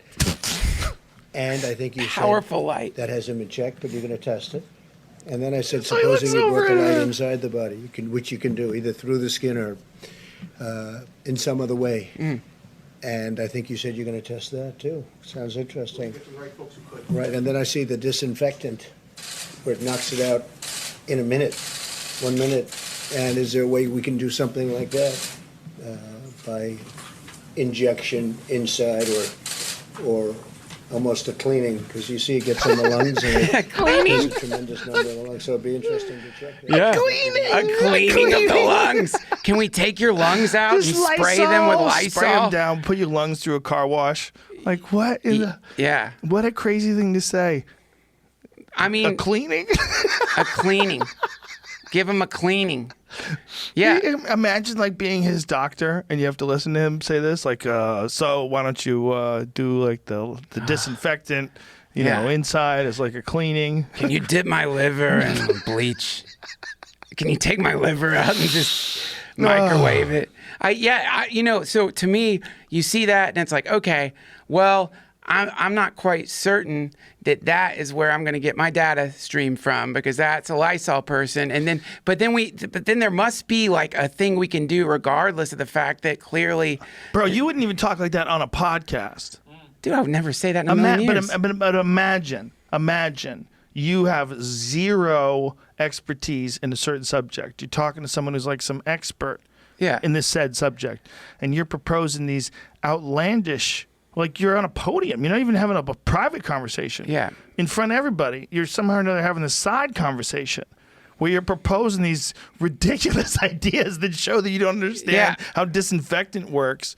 Like, why is that even conversation even taking place? Also, the other thing is because he did ask the question, that is a time for someone on that side of the room to go, no, Look at her. You can't. But Why she didn't knows she say she that? can't do that. She right. knows if she interrupts him and goes, "What? You can't do that. You can't inject disinfection." He would probably be upset. And she wants to do the best work that she can do, and this is just some nonsense she has to handle along the way. Wow. Yeah. Yeah, I guess it's just so. a bad path. Look, first of all, I mean, look, the guy works some ungodly amount of hours in a day, right? He's gonna do some dumb shit. Like, and he wings it a lot, right? So he probably was stuck on that conversation of things that might be able to be done. And maybe you could do a strong ultraviolet light, like in the skin. Then all of a sudden he's like, oh my God, I'm laying out possible ways that you could cure this thing. I better keep going. I better have more than one. Yeah. And then he's like, oh, yeah, disinfectant. That's right, disinfectant. Disinfectant. Maybe inside or outside. They have a way of doing that. Yeah. And then you say, and then he goes to her, like he's looking for support. Like, I think you said maybe. I think you said maybe you're looking at that. Yeah, man. I mean, it definitely has that sense of like when you had to give a report at school and you hadn't prepared for it. That's it. That's exactly what it's like. Yeah. Well, who were the Assyrian rebels? Well, they were from Assyria. Yeah, they were rebels. Yes, and And I heard they were tremendous rebels. they were fighters. They fought long and hard in Syria and Oh, my areas God. around Syria. And some people in areas around Syria referred to them as rebels and said they were some of the most intense rebels in the region. No, Assyria. It's a different place. Duncan, you wrote a report about the wrong place. Assyrian. I was different- saying that. You heard me wrong. Oh. Yeah, you just heard me wrong. I can't give you an A.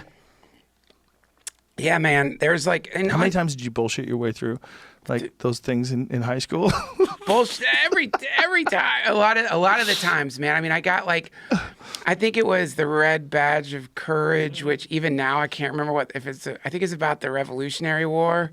And I believe that I didn't read it at all. Clearly, I didn't read it because I still can't remember which war it was about. But I remember just having not read the book at all, having to write a report on it, where I think I said it in Vietnam or something, maybe it was the Civil War, and that she was just like, "That's not even the war that it happened at." Like completely failed. Like, and not that, one of those Fs where the teacher's angry. They carve it into Yeah, the they paper. carved it in. Yeah, Dude, I found out about Cliff Notes when I was in high school. I couldn't believe it. I'm like, this is a gift from God. Yeah. Cliff Notes. You just got to buy it on your own. You got to buy the book, but it's a way more. You can read it in an hour. That's right. It's like fucking. But it still sucked. You had to pay money for a Cliff Note. I mean, But I thought it was cheating. I was like, they're cheating though. They're giving you a way to this is not so you can learn better. This is so you can pass the test. right. That's what this is. It's Sure. like you're giving like, oh yeah, and then Mikey said to her, get off my fucking porch. That's page 30. That's Yeah. yeah. There was a little gray area a few years ago where kids could just copy and paste other people's reports from years past because they were all digital and teachers didn't know this was a thing they could check. They now Oh have my checking tools to find out plagiarism and whatnot. But Oh my God. so many kids probably for a few years just did literally nothing. And I'm just- sure. What a disaster. That's I'm right. sure. You get out of school and you graduate high school, you can't read. Like, what? You can't read? I have no. I didn't pay attention. I can't. Just play video games. I Yeah. can read like a little bit of video game stuff. Yeah, I just made my way through. Well, I mean, there's that's one of the, isn't that, no, the people who recently went to jail for for getting their kids into college. Oh, yeah. It's kind of a version of that, except with your kids, right? The kids aren't supposed to be in college because they haven't done any work in high school and they don't know what they're doing. But if you pay enough money, you get them in there. It's like, and also, aren't they doing something where they get people to go and take SATs for your kid? Like, you figure out a way to, it's an identity theft thing where you can even get someone to go and, do the test as your kid using fake ID and shit. So it's like you send in an operative that isn't your kid to take the test so you can get into a nice school. That whole thing was so crazy. They spent so much money to get kids in school Yeah. that didn't want to be good students. Yeah. That's right. Almost like you think you could buy a kid's way to enthusiastic focus. There you go. I mean, there's the whole problem, isn't it? What is that? This is from the district attorney's office in Massachusetts. One of the photos that was used to show this girl's rowing, high school rowing career that she got a scholarship on. That's a workout machine. Oh, wow. And that was supposed to be like, yeah, look at her in her varsity. Oh, fuck, man. What? Yeah. Wow. So One there of was the no pictures. This is photos of allegedly, her but it says that. actually rowing out on a boat? That's part of the thing. Like just having people take tests, they went and staged photos too to be like, look, the person Oh did my that. God. It's all allegedly, according to the court. But Do you imagine how mad real rowers would be at you if they found out you got a scholarship based on a fucking rowing machine photo? Wait, You'd hold be on. so mad. Was it for scholarships or was it just trying to get them in? I trying to get believe them it's just in, to I get in. think. Yeah, I don't think they got scholarships, No. but like but to be on the rowing team, or whatever it's called. I forget off the top of my head. Is it like good for your GPA or No, some but I shit? mean, it's a way to get in. Oh, like, way to get in. Yeah. Oh, right. So that and the It's like bribe. extracurricular activity kind of stuff Yeah. on your record and whatnot. So they fudged that and then bribed the rest of it. Do you think the kids knew? Yeah. Yeah, when your parents like, hey, we just bought this rowing machine. Why? Just don't worry about it. We're just going to take a picture of you in a rowing machine. Like, sure, you're getting a picture taken of you to try to get you into this school that your dad went to or whatever. You're complicit to some degree. Like, Yeah, you have to be a little bit, right? Yeah, a little bit. Go to that picture. She hasn't even broke a sweat. Well, it has her face covered up so you can't see. But I want to see. Close in on that. She didn't look sweaty to me. crew is the word I was trying to think of. She looks like she's barely started exercising. There's another one down here too. Yeah. Come on, son. I don't see no sweat. That's a better one. Because look, stop. Go up. Look at that. That's a gray gray T-shirt. Gray T-shirts look yeah. sweaty instantly. Yeah. Instantly. Good call. This is hilarious. She probably pulled it back a couple times. Am I done yet? God, you can't even get me into USC. Fucking loser. My father's a loser and he takes pills. Yeah. No shit, dude. I want you to love me. Well, get me into fucking UFC. All my friends are going, dude, the thing that's really fucked up is like there's some kid whose parents like are making $20K a year who's working his fucking ass off, you know, like just like somehow managing to like study nonstop to try to get into a good school, who doesn't get into the school because of that shit. That's the satanic part, is like they buy their way in, and that's someone's place. They have a limited number of places, meaning like theoretically someone doesn't get into the school who could be the person who is going to, you know, invent teleportation or some shit. Yeah, isn't that weird with schools? Like, you have your first choice, you got your second choice. Like, Yeah. oh, Billy got his third choice. Fuck. Yeah. Fuck, Billy's going on. Where's he going? South Dakota. Fuck, Billy. What's in South Dakota? Yeah. Flat ground. Dude, I get it though. I mean, I get wanting to get into some Ivy League, I get it. Illuminati school. I think that'd be cool because Especially if you're in the Illuminati and your kid's a dope. Shit. that sucks so bad. You're in the Illuminati with an embarrassing kid. And if you like, I don't swear that much around my kids. My kids don't know how I talk around my friends. What if that's how it is with like Illuminati too? Like, these kids don't even know their parents were in the Illuminati. Yeah. You know, and you're like, look, I'm trying to get you to be in a better position in life, but I was working all the time. I wasn't around. I didn't push you hard enough. No shit. But I got you into Yale. Or they fucking know you're in it and they're just like, you're like, did you get into my fucking adrenochrome again? They're like breaking into your vaults, you know, taking your fucking like goblets of blood and drinking it at parties. Don't drink any more of my blood.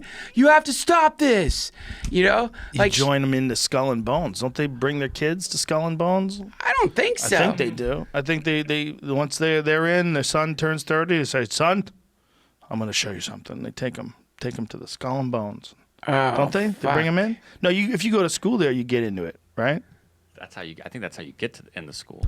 It's That's like how you get legacy in? stuff, right? Legacy. That's what Is that how you get in, or is that how you get in Skull and Bones? Both. Like, I don't think the whole school gets to be Skull and No, Bones. but that's how you get accepted. Is what I meant. That's how you get into the school. Isn't that funny? Like, if you're in a place like Yale, which is very exclusive and very prestigious already, some creeps, like, that's not enough. I want to get in the secret cult dick sucking society. What do? They don't suck dicks, do they?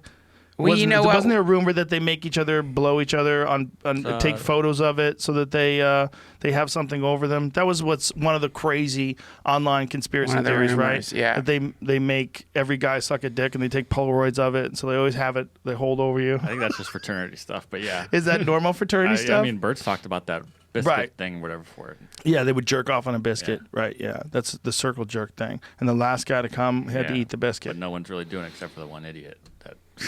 Yeah, one guy who Get can't it. come because he's just jerking off thinking about You guys all fuck the it. time.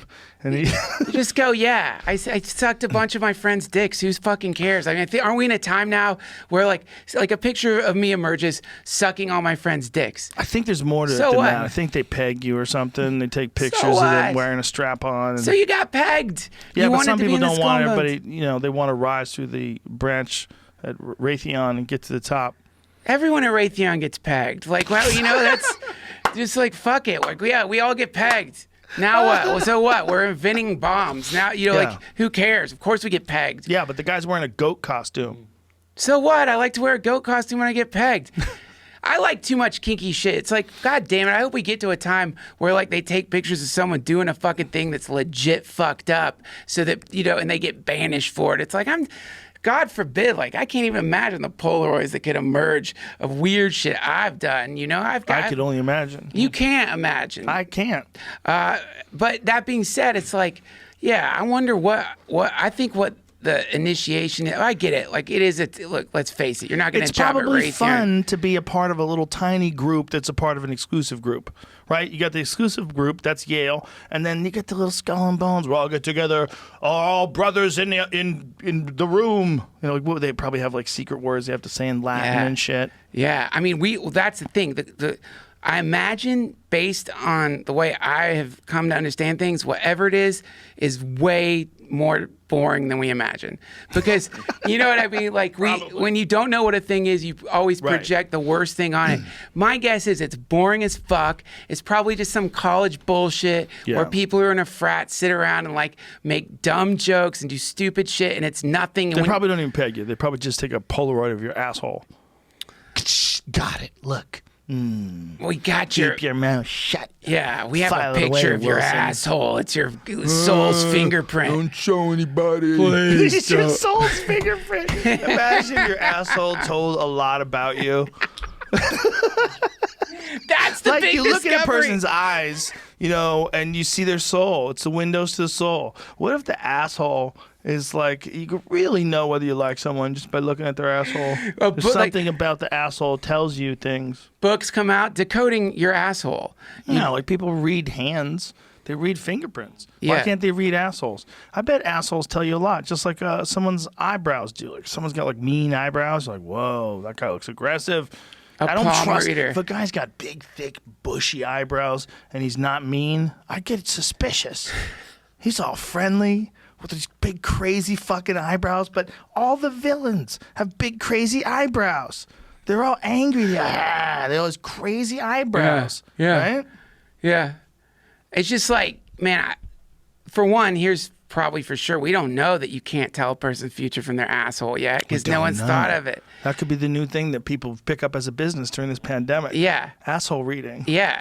Or what if it's like a, there's Be an app. Just scan it. A scan. discounts. A QR code. Your asshole flots into a QR code.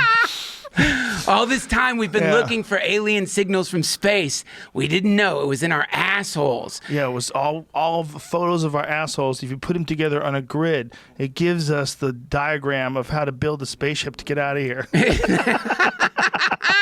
We just have to have all the photos. It's like a giant jigsaw puzzle with 8 billion pieces. You take 8 billion assholes and you put them on a grid, and you'll see the schematics. Behold. It'll tell us exactly when the sun's going to supernova. We've got about 50 years. Maybe, what if that's what the quantum computer, the first thing it says is, I need pictures of all the assholes on the planet. Like, if you vote, you have to show a photo of your asshole before you vote. You have to have it on your phone, and that's your thing. Instead of a thumbprint. No, thumbprints are not exact. Assholes are exact, and they don't get changed by workouts, or they don't your thumbprint. Your hands can get bigger. Could be a little bit different. How do you know? I don't know that assholes don't get changed from workouts. Well, they can. One thing they can do with your thumbprint, right? Some people burn their prints off. You can't really burn, but I guess you could burn your asshole into an unreadable. That's one of the Yeah, levels you of get the tired of people CIA. reading your asshole. I can't get a good relationship because people keep reading my asshole wrong. Look, I'm more than my asshole.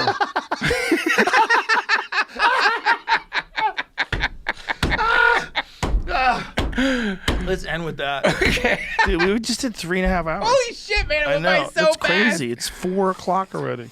Listen, man, your show looks amazing. I'm very excited for you. I'm very happy Thank for you. Tell people once again, it's on Netflix. Thanks, Joe. It's on Netflix. It's called The Midnight Gospel. Please just watch it. It's like, yeah, it's. I'm very proud of it, and I think you'll enjoy it. DuncanTrussell.com. Duncan Trussell on Twitter. Duncan Trussell on Instagram. Duncan Trussell Family Hour podcast. Yes. Thank you, brother. I love Thank you. you, brother. I love you, Always too. good to see you, man. This Hare was really Krishna. fun. Thank you. Bye, everybody. See you. That was so fun, dude. Dude, that was...